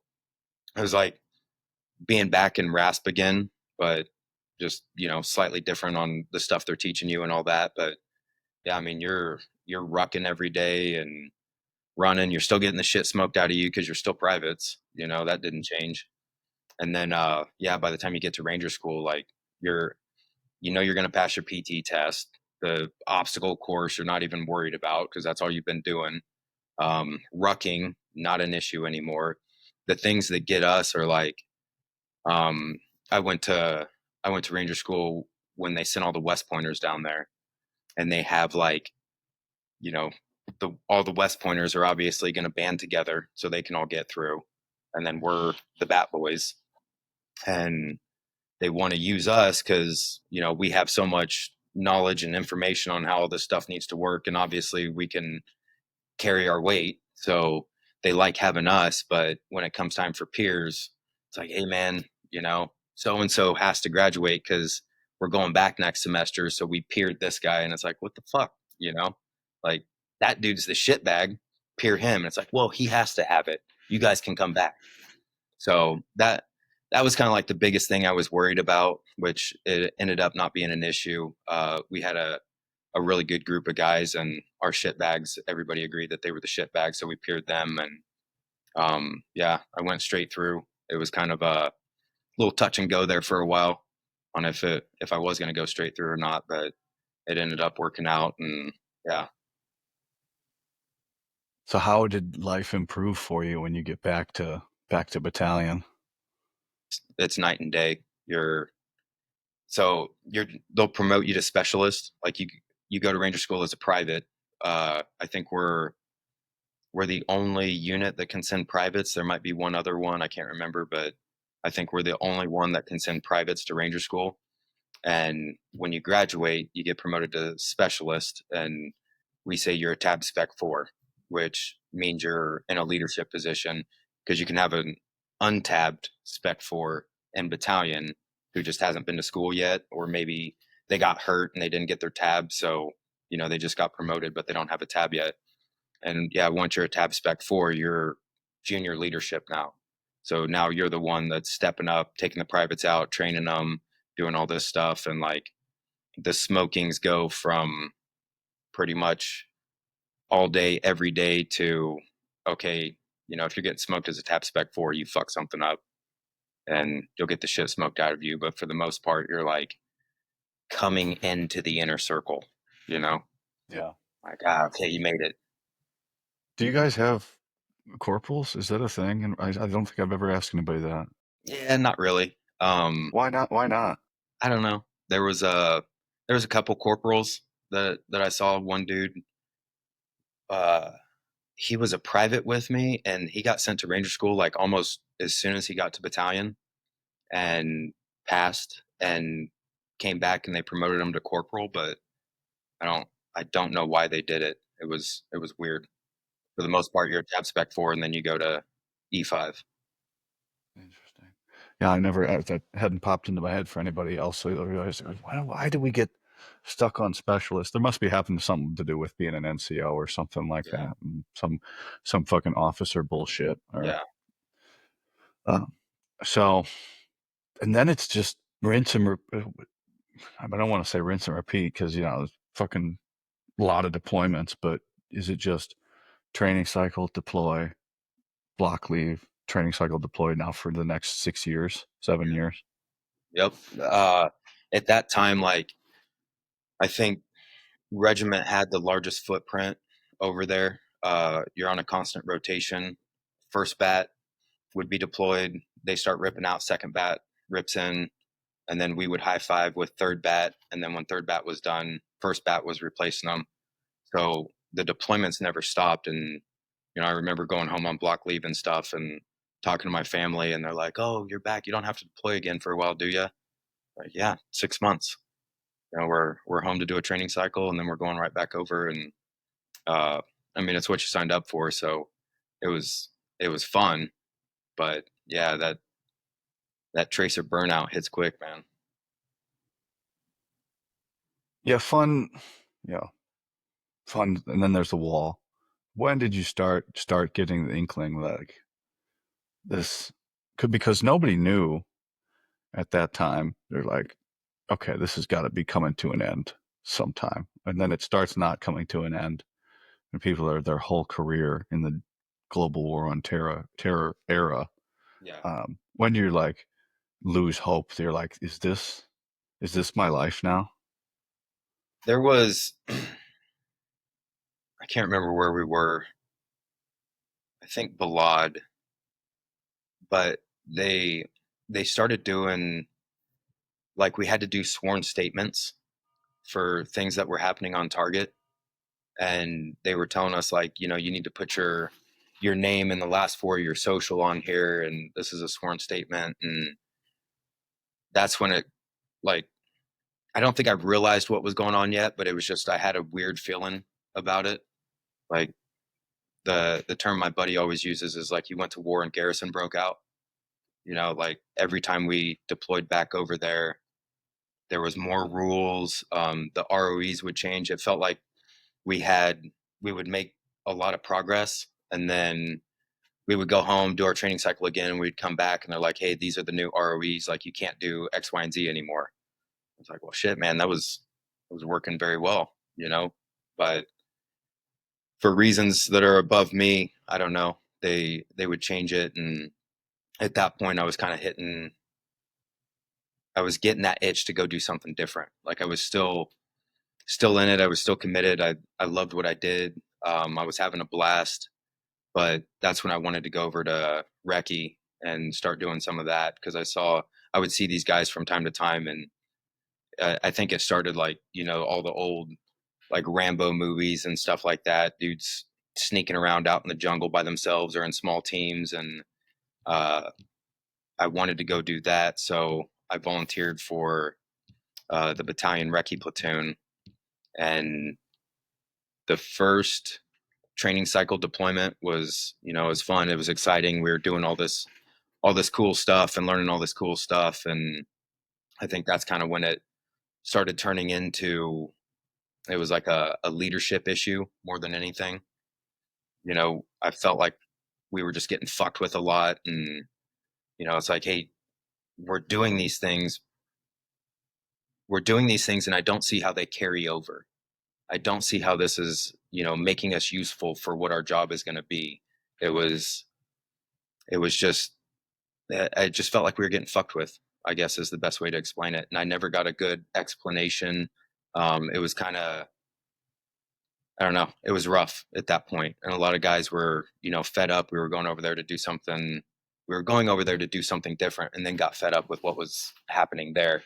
And so, I had like 3 deployments left or 2 deployments after that first one in Recce. And the second one, like, wasn't much better. It was still just, it, like, we're all NCOs and we're just getting tasked with like private shit. Like, somebody had a vendetta out for us. And that's when I was like, man, I kind of feel like I'm wasting my time doing this. Um, I actually, funny story, I actually went over to the SF recruiter. um, Went Yeah, I over was there. just gonna say, when does the thoughts of any selection? Well, there's only two for you guys. When do those thoughts start creeping in? What year? So I I didn't feel like I was ready to, take the long walk.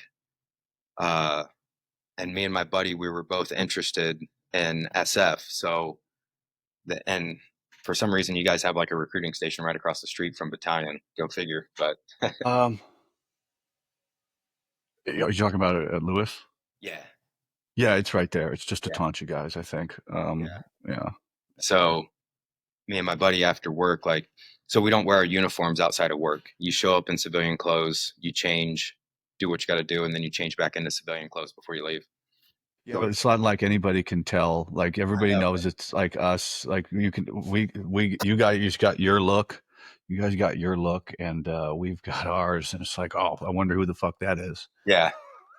So we go over there and we're like, yeah, we just had a couple questions, wondering if we could get a packet. And the guy's like, yeah, yeah, yeah, here you go. Answered a couple questions. We were there for maybe 5 minutes, and he's like, oh, you guys from battalion?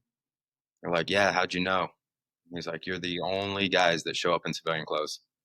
It's like, oh yeah, that makes sense. And yeah, so just went over there. I never ended up filling it out, never went, but yeah, it was that feeling, you know when you have it.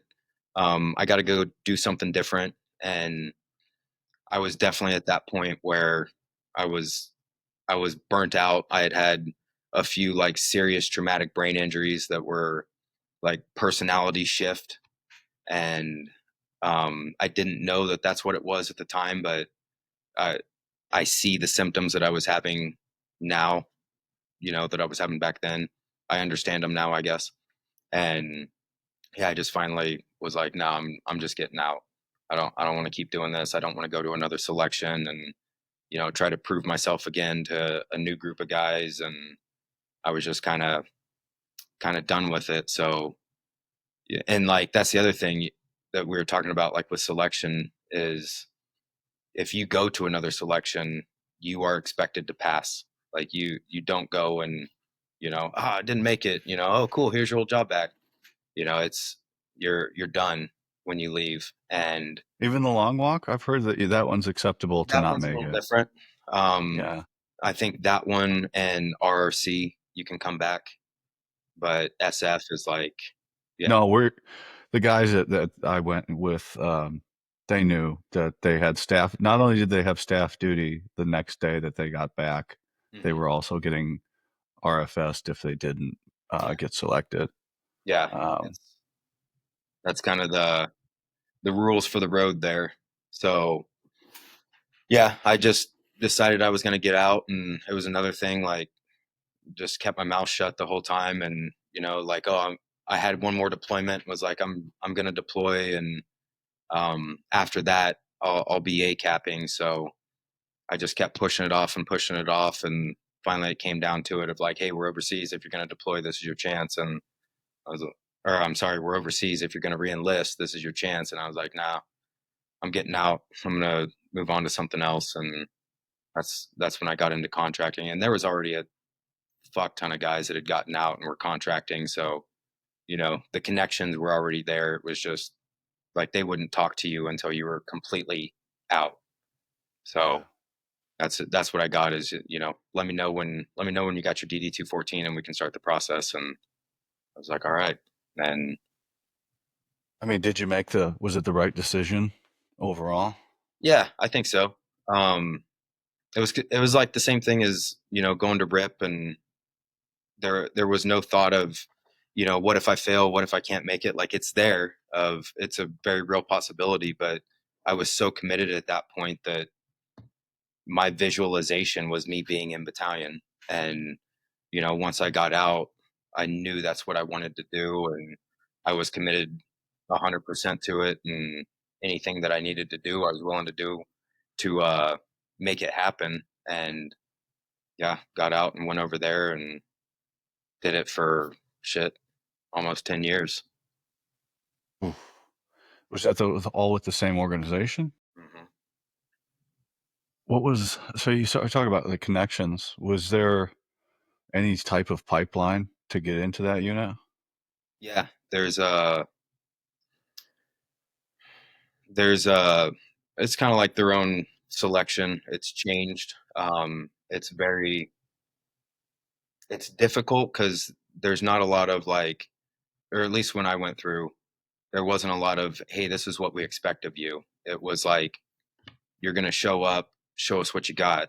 And if we like that, we'll take you. If we don't like it, then no. And it's like, because you have guys from every branch of the service, every special operations. So there was a little bit of a train up, but it's not anything significant. And you like, you just go there and they know, like, it's the same thing. They can tell, like, oh, that dude's a ranger. I can tell by how he clears. That guy's an SF guy. That guy's a SEAL. You can just tell by how they're moving in the house, how they're shooting, the keywords that they're using for communication. Like, it's all different.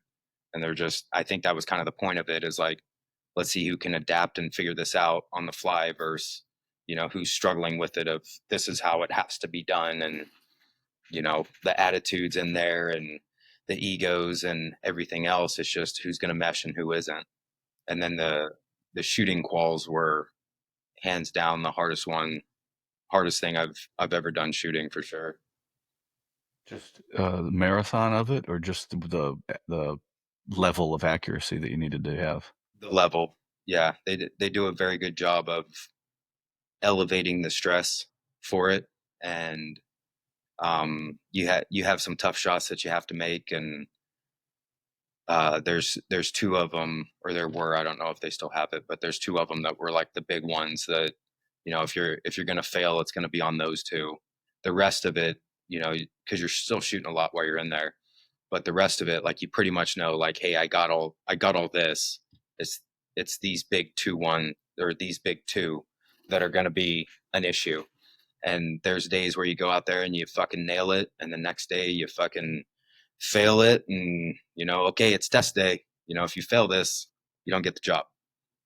And some dudes, they'll fail the whole time up and pass it, and some guys are passing the whole time, all the way leading up to it, and then they'll fail it on test day. And that's just how it goes. And they do a very good job of just putting like that fucking monkey on your back, that timer.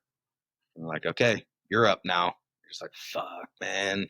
Student stress, bro. Yeah, That yeah, student stress will fucking people self-select themselves out subconsciously. yeah. Um, so this is just the interview, right?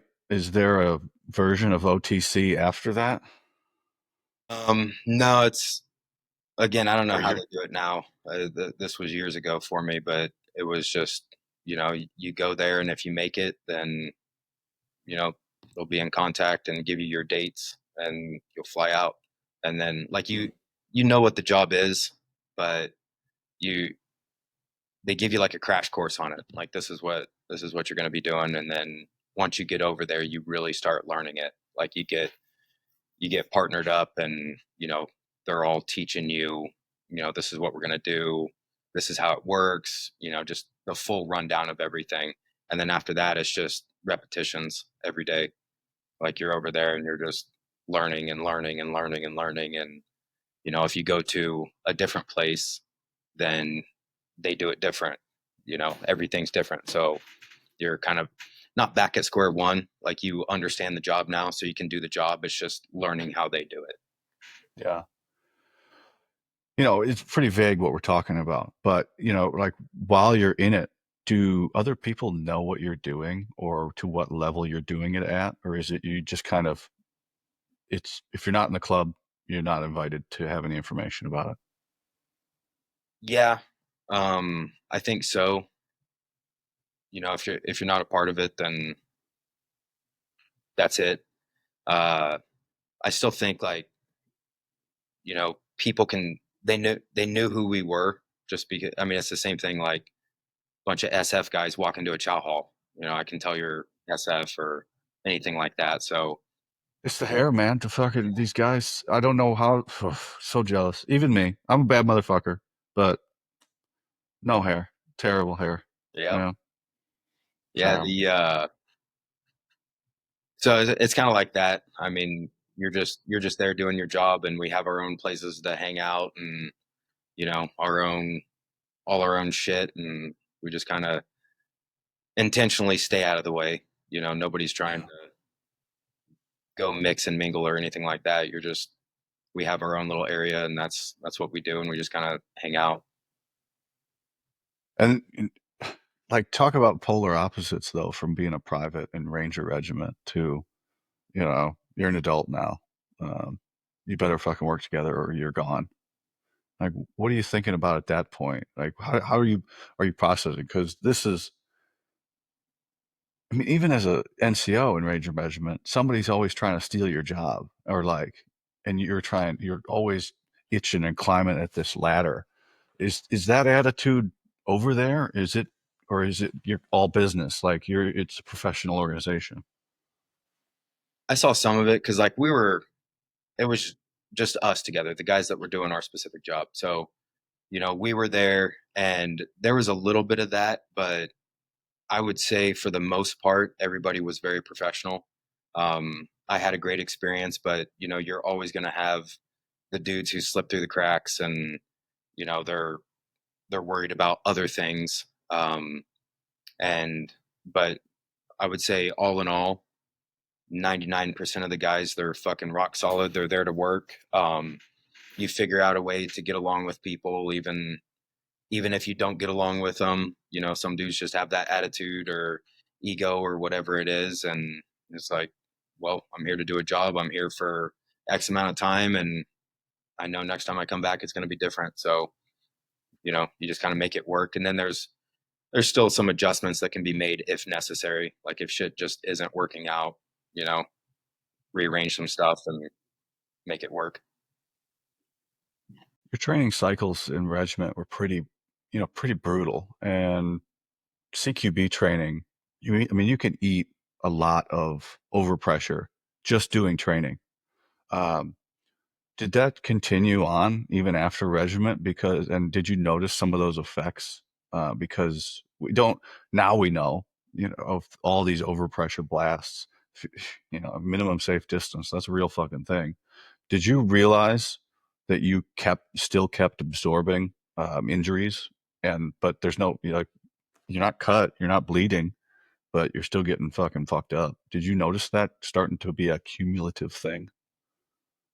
I didn't I didn't understand it. Probably I would say it's just been the last 4 or 5 years that I've really started diving into all this, like the TBIs and stuff, and the issues that I was having because I we did a jump um, on Gray Army Airfield, which is the airfield up there on Lewis. It's right next to Battalion, and you know one of our bread and butter as Rangers is airfield seizure, and so that was a part of every single one of our training cycles. We would go do airfield seizure, and we did this one jump. Winds were kind of high. Nobody gives a shit. We're jumping anyways, No, fuck it. and yeah, I did a. We were doing a ramp blast out of a C-130, which means instead of I know you know, but for the listeners, instead of jumping out of the personnel doors, they lower the back ramp and you just walk off the back ramp. And so, like 500 feet AGL is, or 500 feet above ground level is like combat. So we're like in between that and 1,000 feet. I think we are probably like around 800 feet. So there's enough room. You should, in theory, have enough time to open your reserve, which is why we're jumping, but they're still trying to make it as real as possible. So we're low. And we're flying over the runway, and we all start walking off the back of the ramp. And I remember stepping off. My chute opens up. It's nighttime. It's probably midnight or 1 o'clock in the morning. My chute opens up. I grab my risers and I'm like checking the canopy, checking my lines for whatever I can see. And then yeah, like I look and I'm like right above treetop level right now. And I lowered my ruck. I remembered to do that. And I like found where I was going in the wind, and I pulled my rear risers because the wind was coming at my back. So the wind had shifted and started blowing directly in my face. So now instead of slowing down, I just have this huge fucking sail, and I'm like blowing along the tarmac. And dude, I came down so fast, and I just went like feet, ass, head, and I fucking split my head open. And I knocked myself out.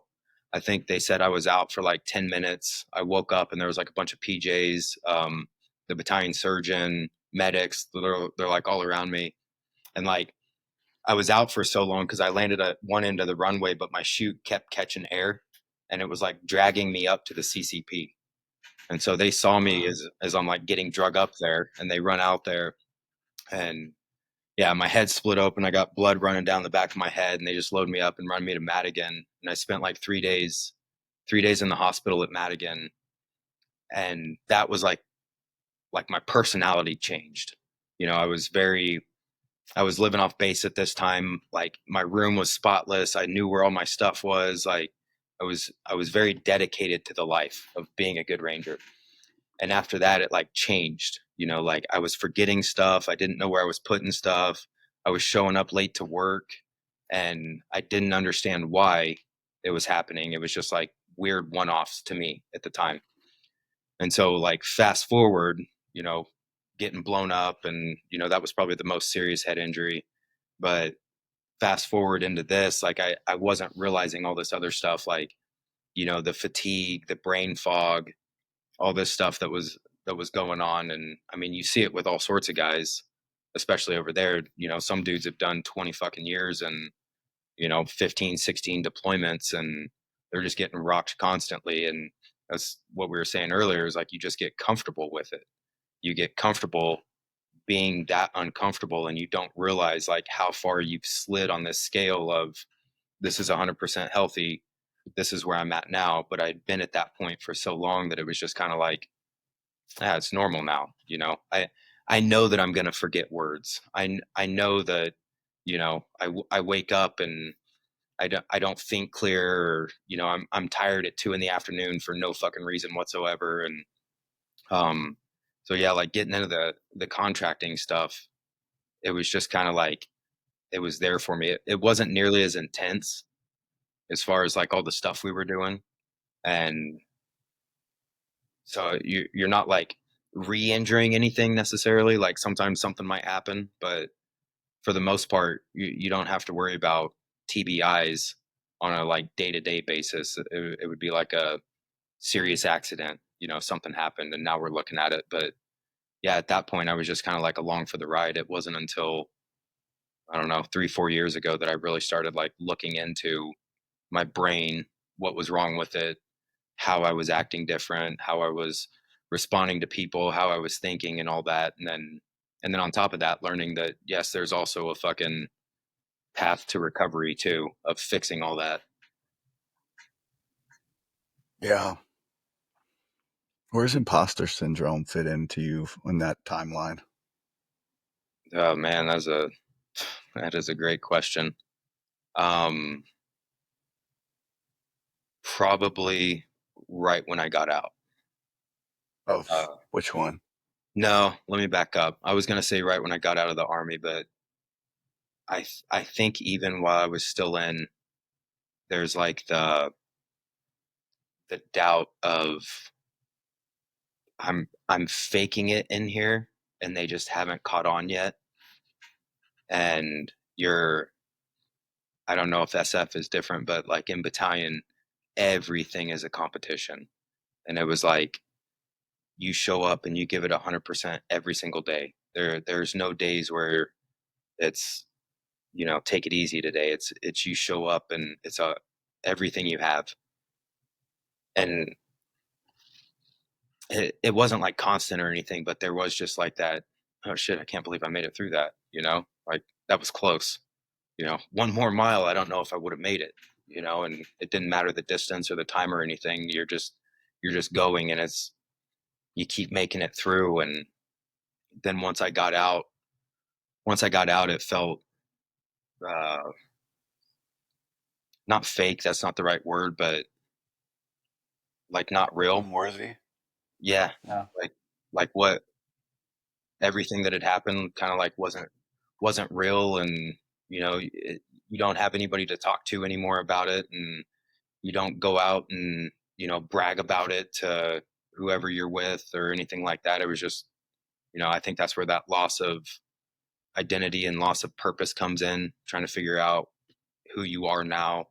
um, and then I think there was a little bit in the contracting too. I don't think I thought about it as much, but there was still those times of one of the times I remember specifically is we were all sitting around the fire pit, and just like everybody's there, the whole team's there.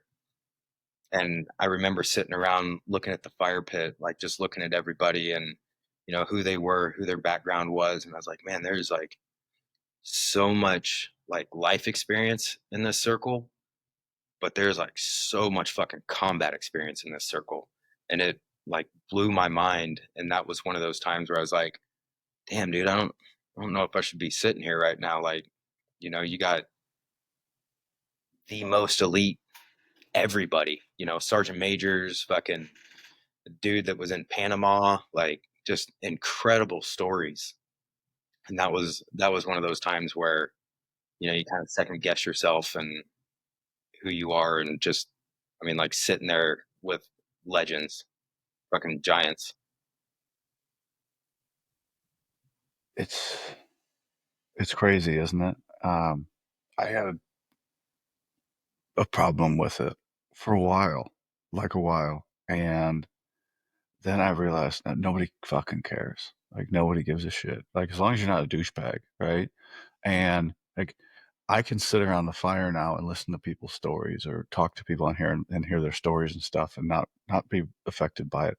Like so I wish I would have got to dance or at least play chess, but it wasn't in the cards. That's why I'm like, I get these messages. I'm like, well, should I go? Should I? You want to suit up? See what we're worth? I'm like, no, man, you're gonna get somebody else killed. But now I think about it like, okay, I'm the lowest on the totem pole around the fireplace. Like, there's nobody that has less experience than me. Just lean into that portion. You know what? But these people can't talk like I can. I can talk. Like, I can talk and get up in front of people. And there's things I'm better at than my peers. So, in my own head, I'm like, you're better at other things than these people are. Yeah, sure, they got to do the one thing, but um, you're always comparing yourself to others, and it kind of bums out. And they say, I've talked a lot now lately about the comparison's the thief of joy, and that's true up to a certain point. It is if you let it. And I'm trying to push people now towards, there's the whole there's 50% of that other side. um, if I wasn't comparing myself to people that had already made it, I wouldn't have tried to make it to where I did. I wouldn't have gone. I've been like, I want to be like that, you know, that title, just even the word, just Green Beret, not even, it wasn't even associated with a person. Or Mm-hmm. for you, it was a Ranger handbook. I want to be this, and you're comparing yourself to an inanimate object written by people you'll never meet. I know this amalgamation of information, and you're just going towards this, and that's good. It drives you to be sort of thing. So if you can recognize, okay, let me not compare myself to the bad and make myself feel bad. Let's find the good in this comparison and try and be positive at it. Just like that story I posted yesterday. If you're always looking at the negative side of it, it's it, you're going to be in the negative whether you succeed or not. But if you're striving towards the positive side of the bell curve, then you're going to come out on the positive side, even if you do poorly. Like if you're going towards the good, now perception wise. If you're going towards the good, you're probably going to end up there, and you get hung up on the negative. So Yeah, it, that uh that mindset shift. I know I was talking about it a little bit earlier, like when I went over to Recce, like I was incredibly negative and realizing that, like understanding it now, but not understanding like back then that it was a choice that I was making, like choosing to be pissed off about stupid shit. And I take 100% accountability for it too. And I see things a lot clearer now. And it's something that I tell my sons pretty much every morning when they wake up is like, what kind of day do you want to have? Do you want to have a good day? Because you're going to make it a good day.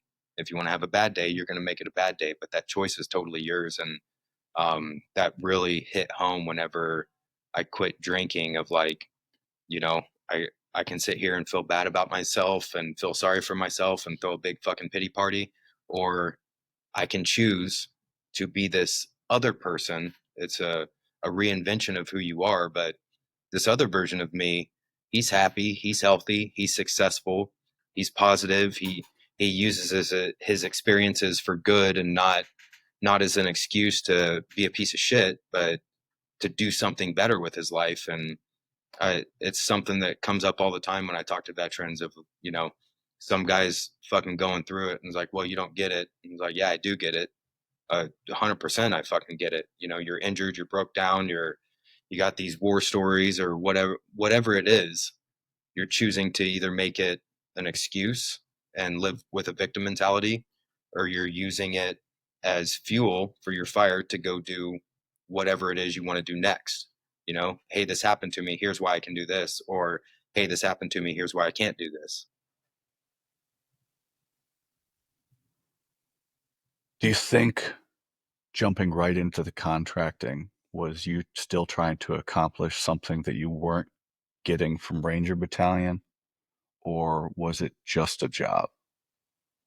No, it wasn't. I mean, I didn't look at it as like just a job. It was definitely cool because getting out and losing that camaraderie, like you're not around the boys anymore. And uh I did what I think most people do, is I drank all the time and started riding my motorcycle. And once my workout was done, I didn't have anything else to do, so uh I was circling that fucking drain.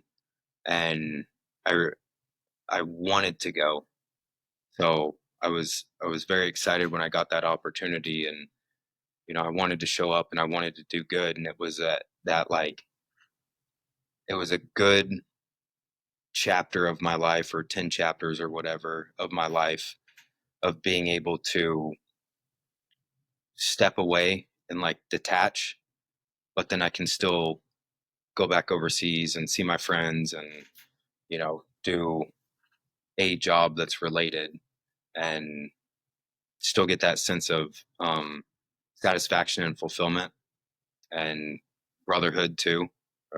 Like that was a big part for me, because like when you're not working, you're just off. So you could be off for 2 months, 6 months, whatever. And um you don't have like a training cycle that you're doing again. So it was cool because I was like traveling and stuff. I went all over like Central and South America and Europe, and I was just backpacking around. And then I would fly back over to work and work for a while and pick a new spot I wanted to go to. So that was really cool, of just getting to hang out with the guys, still getting to do a cool job. We were making bank, which was awesome. I wasn't married, I didn't have kids. So whenever I was off, it was like, cool, I'm flying over here and going to go experience this part of the world. It was nice getting out of the Middle East. That's badass. But were you able to switch it off going back and forth like that just because you were going on a new adventure? Was that kind of your um, because going places you haven't been and getting into a different culture, that's kind of stressful too. So was it you just kind of diverting the stressful lifestyle into from one thing into another? Yeah. Yeah. There was no, it wasn't even something I realized until later, but, just constantly living in that hyper vigilant. in the red, uh, was comfortable. And it, it was not anything that I even tried to relax, like, hey, I'm going to this other country, and, you know, this is how I'm going to carry my money. This is how I'm going to do this. Like, here's how I can get a weapon if I need it. Here's where I'm going to stay. This is, even just walking around shopping for the day, you're still hyper fucking vigilant. And to me, So it you're was working tradecraft into your fucking everyday life, right? just always thinking about it. Yeah. You're always looking like, who's behind me, getting in the taxis and stuff, like, where are we actually going, making sure I know where I'm going. And they like pop the trunk for you to, because all like I would only travel with a backpack, like it was carry on backpack. And so they like pop the trunk and like, yeah, you can throw your bag in here. I'm like, yeah, no, I'm not doing that. Bag stays with me. You pull up to a stoplight and pop the trunk and somebody runs off with all my shit. And yeah, so it was like, it's always there. You're always thinking about it. And yeah, but it was normal. It felt comfortable. Felt comfortable. Hmm. When did that end?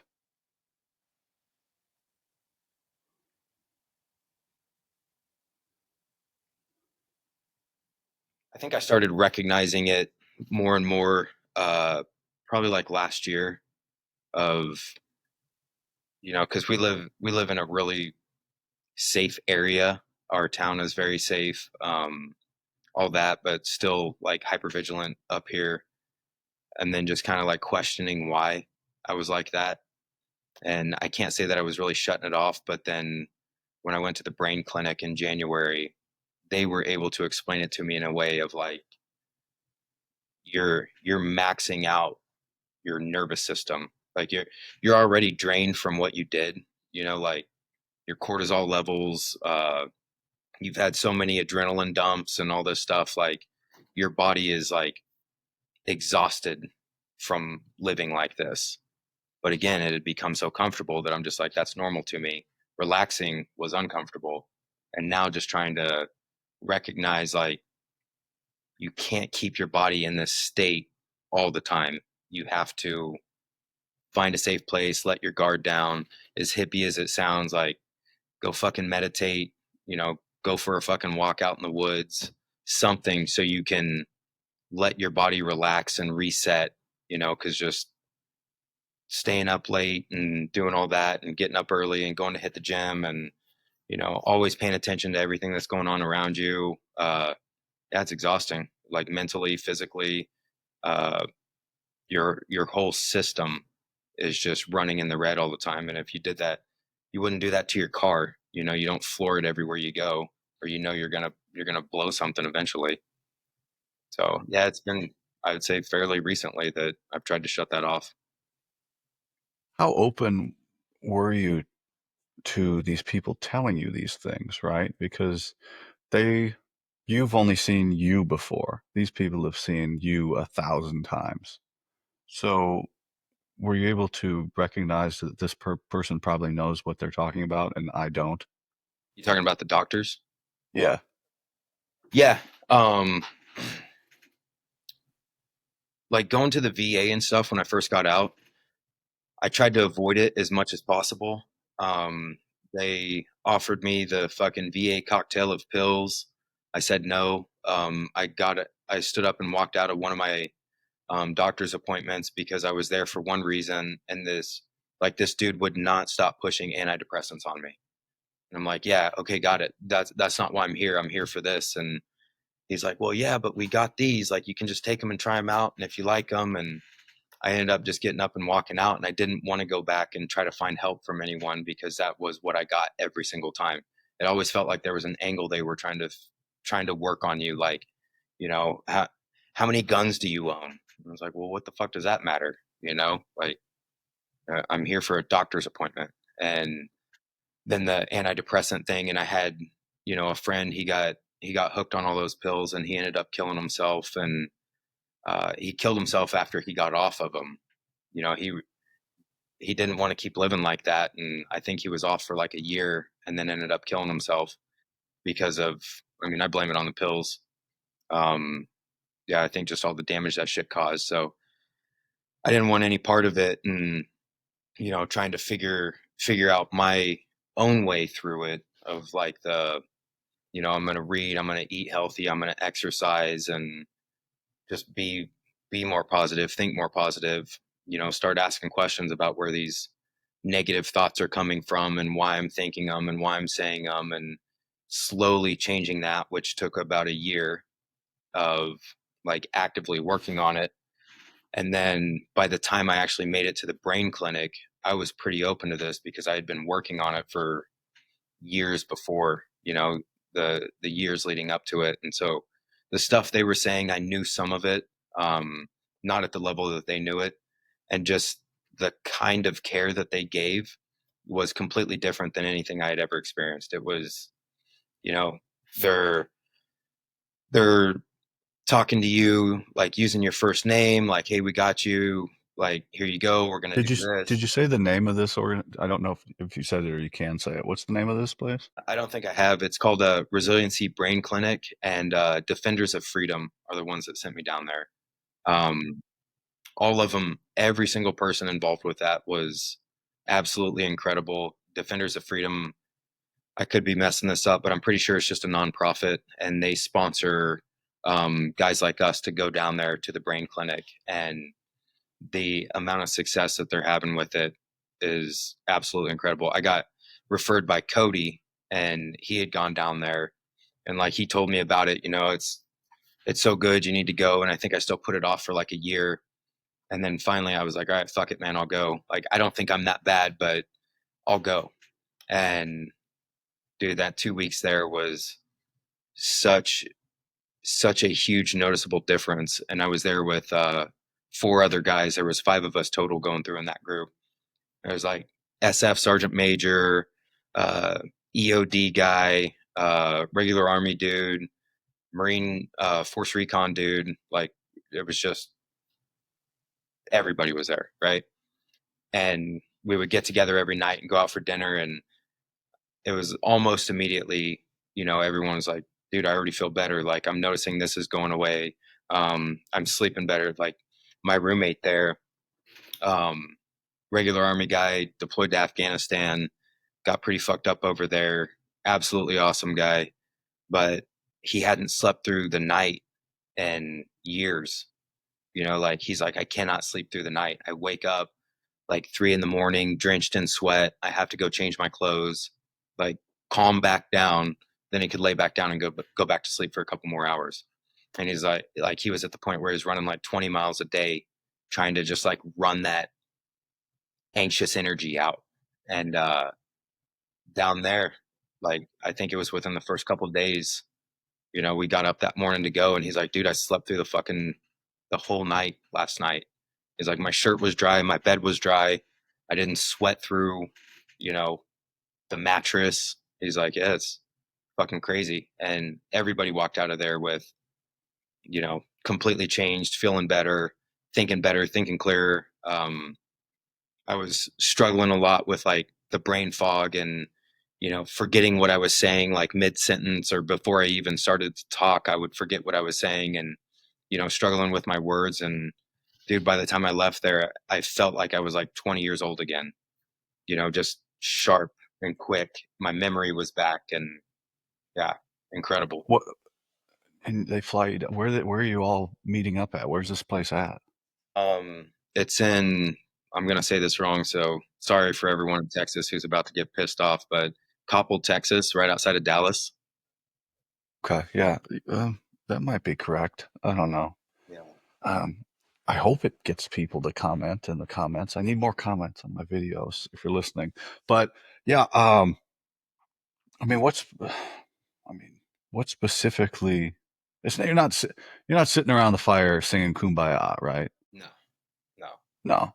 No, for anybody listening, because there are those things, and I've talked to people that have shown up to some of those, and you're like, "What the fuck is this?" You know, I'm already angry. Don't make me more angry, kind of thing. It's Yeah. not that, right?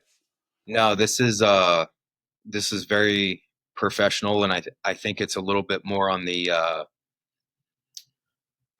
I don't want to say this wrong. Um, Kind of like cutting edge. So the stuff that they're doing, the VA would never approve, like would never send you there to do it, but the results speak for themselves. It's a lot of getting your brain to start communicating, like the three different input systems, and getting it all to communicate correctly with how it should. Like one of my issues they were saying is like, think of it like a GPS. Like you have these three input systems, and you know, one system saying you're here, one saying you're here, and one saying you're here. So you're getting information from all of them. They're just not triangulating and giving you the correct information. So, and so they started working on all that. There's like TMS therapy. There's different techniques they use to get, you know, the wiring working correctly or creating new wiring. They use, excuse me, they're using like virtual reality,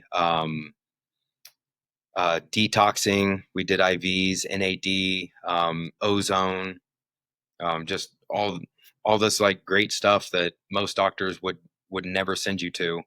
They're using down there, and I can only speak for us, the guys that were down there. I heard stories about everyone else, and it sounds like all the results were the same. It was incredible. They send you over with like a lady who are you familiar with Pavel, the kettlebell guy, Russian kettlebell dude? Yeah, that sounds familiar. I've probably seen some of his stuff. Yeah. Yeah, so if you've done a kettlebell swing, yeah, he invented it. So uh he's like, she got certified through him, I think like 20 years ago or something. And like that's part of your therapy is you go over there and learn how to start moving your body correctly. Which something I didn't realize but makes total sense is, rucking and jumping and doing all this shit, running around with kid on, you would get these injuries. So you would start, walking slightly different or carrying yourself slightly different to alleviate that pain. Well, um, that would just stick with you. And so now they're like correcting, you're walking like this, you're supposed to be walking like this. So start correcting all that, putting stuff back into place where it's supposed to be. And yeah, just focusing on that brain every day. And yeah, it's incredible what they're doing. So big shout out to Resiliency Brain Clinic and Defenders of Freedom. That's fucking awesome, man. Great to hear that that stuff's going on. Because the VA, I've said many times, the VA is great if there's nothing wrong with you, Yeah. then it's fine. But once you start getting anything over one thing wrong with you, then you start running into issues, especially with, you know, why do I need a referral for this? Why can't I just go and get, why you got to see your doctor? Like, you're all in the same building. Like, Yeah. I already had this. Well, it expired. Well, you got to go back. But why? Like, it's already listed as an issue. Why can't I make appointments directly? And then you get into that, and then you get frustrated, and you just don't want to do it anymore, and you let it go, and you're like, "Fuck this," um, and things like that. That's kind of where I'm at. And you just start taking care of your own health, and you're like, "I can do a better job than these people." With some, I keep some of my appointments, and for good reasons and things like that. But yeah, for the most part, but it'll change. It'll adjust. It's like a big shift that's happening right now with people wanting to take care of their own health and avoid those places because they're they're taught from, you know, their schooling is this is your issue, here's the pill that fixes it. And, here's a new Yeah. prescription for you. And it's like, I don't want prescriptions. Like I want this fixed. And, you're seeing it with like the Make America Healthy Again movement. Like it was already big before that, which is what caused the Maha movement. But people that are just like, dude, I'm sick of all this shit in the food that makes me feel like shit and makes me sick. And I go to the doctor to try to get help, and you just offer me more pills. And there's never, I have yet to run into a doctor like at the VA that's like, oh yeah, you know what you need is some fresh air and exercise. There's nothing we can do for you in here. Just start going on walks. I My doctor was astounded. Um, what have you been up to? Well, I changed my diet back in the gym, obviously. And so, what are you eating? So, what, like 3 pounds of beef a day. And sometimes I eat rice. And then I eat like, uh, or I drink like half a gallon of milk a day. She's like, you fucking serious? I was like, yeah. Can you run my blood for me? Yeah. Okay. A couple of days later, voicemail. Well, surprise me, but your blood work is perfect. It's actually like perfect. So That's keep awesome. up the good, keep up what you're doing. And it's like it's that thing you see people on internet, and they'll just bash something. It might be a fake troll article or something like that, bashing a diet. But just go try it. If you're curious about it, you got to try it because it might work for you. I don't think carnivore is sustainable unless you have um, very debilitating GI issues or other health things that it can solve. But I did it for 6 months. I was like, this is cool, and then I modified it um, to fit with me. And that's the thing. You gotta find what works for you, and you gotta talk to other people and be like, hey, what are you doing? And I go, oh, that's interesting. I never thought about it that way, and be open to what other people are doing and start talking. And that's what's really important with not just like I have a small audience, but the bigger shows, like exposing people to what everybody else is doing. Like there's all this shit out there, and I try, the influencer thing. You got to follow a few influencers. You can't follow too many because eventually they start contradicting themselves or because they all got their area of focus. Nobody can know everything, but you got to follow a few and see what they're doing. Because if you like their personality and you feel like I like what this person's saying, and then you try what they're doing and like, that didn't work for me. Well, that's what's important is like to show what's going on, but you can't get inundated. Like you talk about the ACAPing, which is your transition program when you're getting out of the military.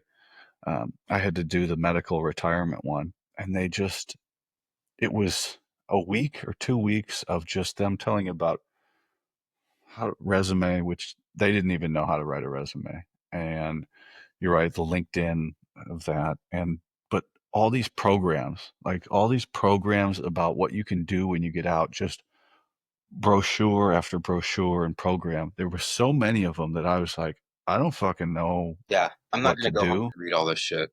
I'm not like it was sabotaged by inundation or something like that, um, and I just didn't pick anything. And luckily, I stumbled and fell into a job back in the Midwest here. But yeah, it's tough trying to make a decision when there's so many things out there. But it's great to hear that there's these things going on, and there are nonprofits that do care about you and what you've got going on, and they've heard your story before, and you're not alone. Did you think you were alone? Yeah, I mean, not necessarily that I was alone, but I didn't think there was anything out there that I could do. I just accepted that that was who I was going to be. And I was just trying to, I think, delay the inevitable, because each year you get older and, things get a little worse and whatever. And my plan was like, I'm just going to go so far the other way and get as healthy as I can get. So, by the time I'm 80, I want to be hanging out with my grandkids and doing jujitsu and taking them hunting and all this stuff. So that was my plan. And uh, again, going back to what we were talking about, like by putting myself in that category, I started meeting people who were doing the same things. And one of the guys I met in this mastermind group that I'm in, it's like a business mastermind, Fraser Bailey, awesome dude, incredibly smart. I got to talking to him about all this health stuff, and he takes a very natural approach to it of like, go get your blood work done. We'll look at it. We'll see what foods we need to swap in and out. He actually told me about it's called the rainbow diet, and you eat your protein and then you eat like a vegetable of every color, a fruit of every color, and you just try to get as much of that as you can. And I've done keto, I've done carnivore. I actually just got off the carnivore diet. I've done all these crazy different diets, and some of them work great, some of them don't. But one meal a day, um, yeah, you're just tried them all, and I've had the best results with that one, and I feel the best with it. And but it took a lot to get to that point, and but through the process, you know, you learn that yeah, you're not the only one out here doing this. You're not the only one that feels like that. Um, and then again, I think the biggest thing is there's also a path to recovery. Just because you feel like shit and you're not happy doesn't mean that that's how you have to be for the rest of your fucking life. You know, you can change it. It's just whenever you're ready to raise your hand. Yeah. And the not alone part, and one I just keep bringing up on all the shows is, you lost your friend to suicide. I lost my friend. A lot of us, everybody has, right? Um, we don't really talk about it like we should. We should because other people won't. And I got a show, other people have shows, and if people on social media aren't hearing about it, which is where we get all of our information, then they're not going to hear about it anywhere else. Where how bad it actually is, um, for not just service members, emergency responders, first responders, Yeah. um, who are seeing trauma, and then police officers and things like who are seeing trauma daily, like Hmm. daily. Their suicide rates are just as bad as ours, and you got to tell these stories so that people hear them and just like you know we know. But at one point, I get it. I've been tired before, like really tired. I don't want to do this anymore. I just, and I get it. And if you just communicate that to other people and they can hear, like, yeah, well, everybody's tired, you know? Maybe if I just share in that being a little exhausted with other people, then I can get through this. And you can, you know? I get it. I've, I've been there, lost friends. Everybody has. And it's pretty rough on everybody left behind. So I think that's one thing that I try and work in. There is a path to recovery for anything that you get yourself into. The reason we're here, Anthony, talking to each other, got his shit together, turned his life around. Now he's an example to other people, helping them get their shit back together, and just a positive note. And that's Man, that's awesome, isn't it? Just I hope that we can all get to that point to be there when somebody needs us and we're in the right frame of mind to And deal with the situation and point them in the right direction. yeah, and that's a huge part of it. If you start looking at all these people that are doing all this stuff, is like they've been through the darkness. You know, they've been through what life has thrown at them and gotten knocked down, and you know, you got loss and pain and regret and suffering and understanding all these things. Maybe not understanding them, but experiencing them, and then you're able Yeah, to move forward with that, not from a victim perspective, but from a gratitude perspective of, you know, that happened for me, not to me. And now you're in a position to help other people out because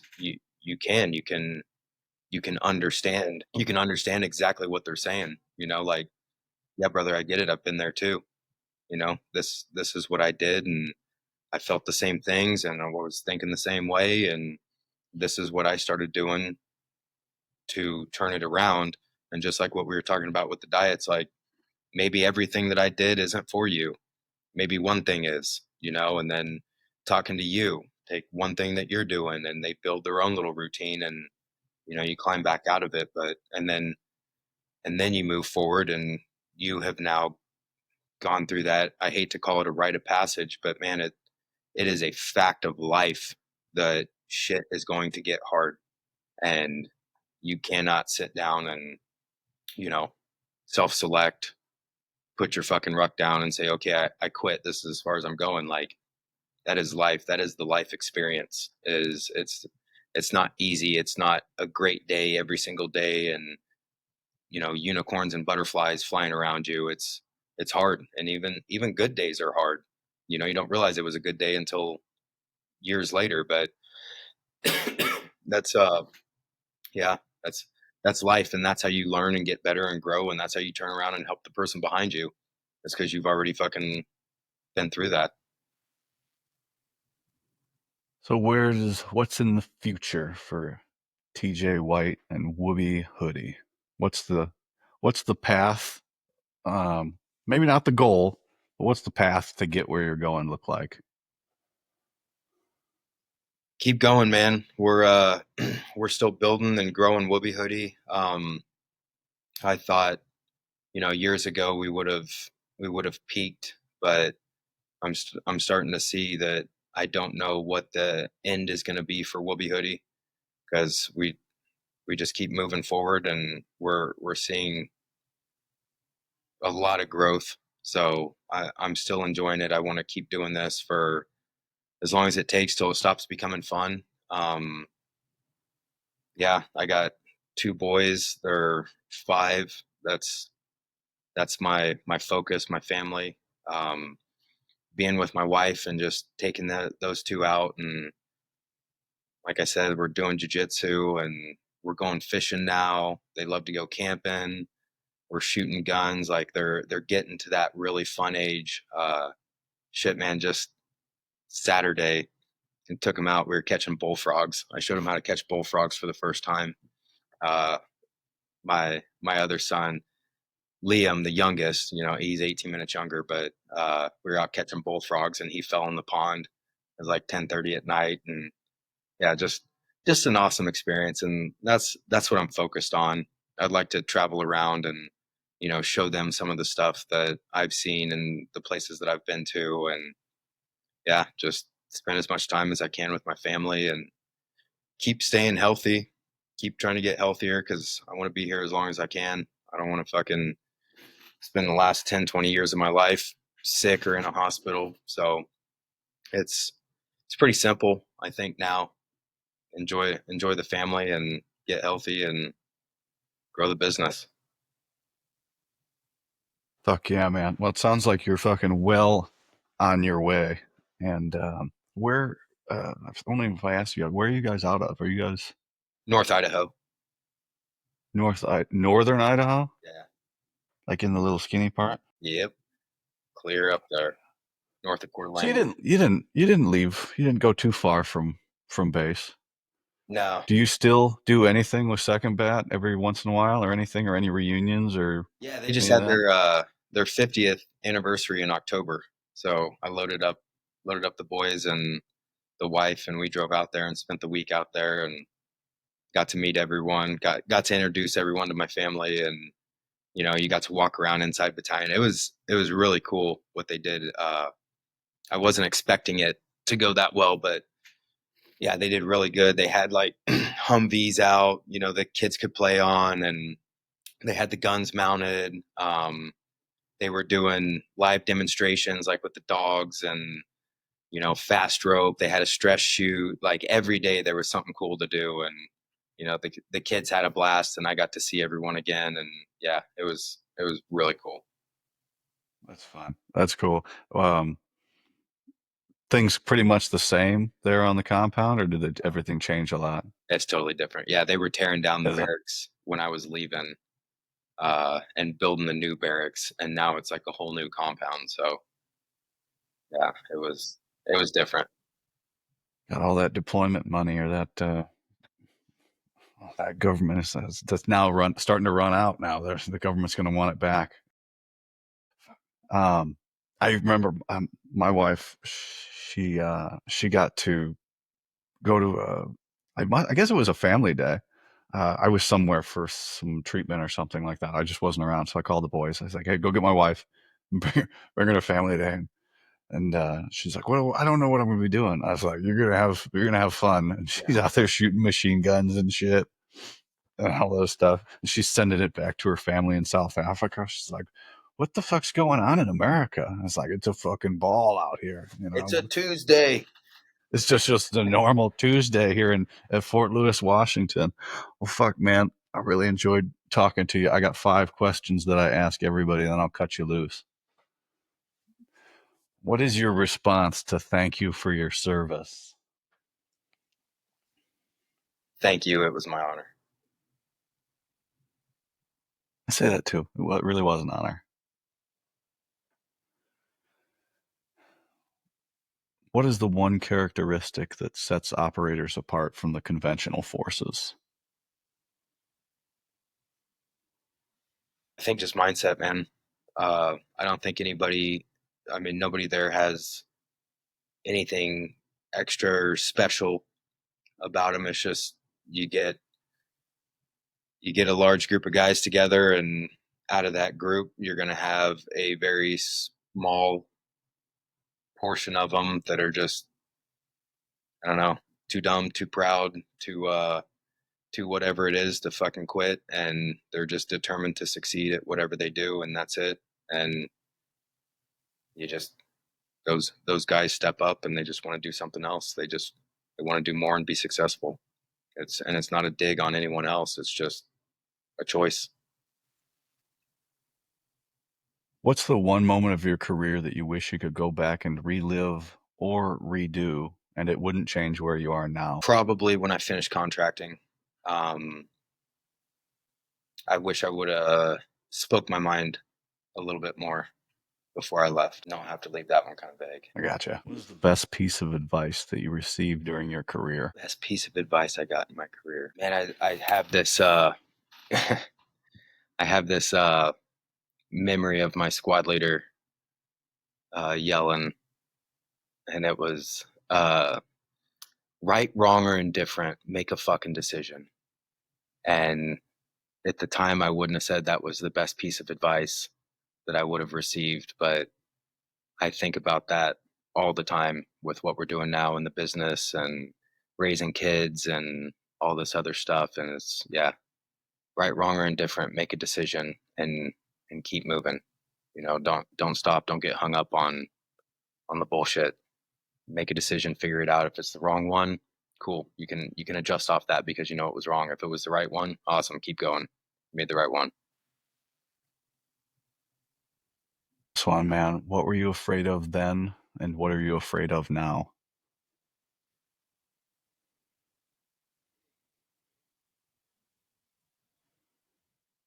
Then I was afraid of failing and letting the guys down around me. Um, Now it's the same, but it's my family. I'm afraid of failing them and letting them down, and I think that's a lot of why I do what I do every day of getting up and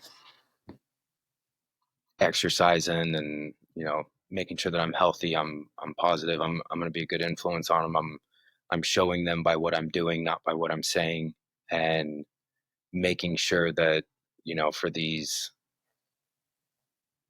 however many years I have left in my life and how many years I have with them before they graduate and go start their own lives or whatever it is just making sure that I am as good of an example as I can be and I don't let them down so they can continue on with the lessons that I've learned and have been fortunate enough to accept that they can move on from there and I don't pass down the same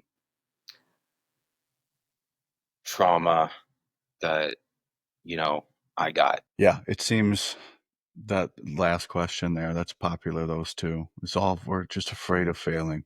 And I don't know for good or for bad, right? But as long as we're using it for the best, for the good side of it, and it's Yeah, not eating us alive, I yeah. think that's okay. I think it's okay. So, how can everybody find you on the socials if they so choose? TJ White, RGR, Instagram, Facebook. I think that's pretty much the only two I'm on. Uh, woobyhoodie.com if you're looking for one of those. Um, yeah, I'll have links to your socials in the show description. You want to do a clickbaity reel for some reels or a possible reel later when this comes out? yeah. What do you need? All right, man. What makes Rangers better than everybody else? What makes Rangers better than everyone else? Yeah, I think it's just the guys that are there. There's no top. You've never made it. You can be an E6 and you have to show up again and prove that you deserve to be there. And I think with some of them, some of the special operations community, it's like once you get there, you get comfortable and you you don't have to perform every single day like you do as a private battalion or as a spec 4 or team leader or squad leader. It's every single day your job is on the line, and if you show up and you're giving it 80%, everybody's going to see it, and you will be released for standards.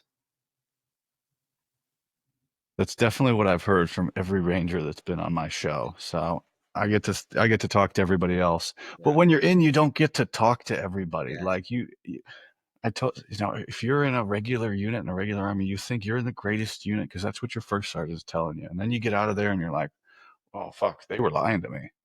So I get to take everybody's opinion and put it together. All right, man, you got anything for me? Nah, man, that was it. Thank you very much for having me on here. This was a blast. I wasn't sure how we were going to do 3 hours, and it was like I didn't even notice it started. It was just a great conversation, so I really appreciate that. Makes me very happy they had a great time. I'm just trying to meet everybody and tell their story and get some more information out there for everybody to digest. So, bye, everybody.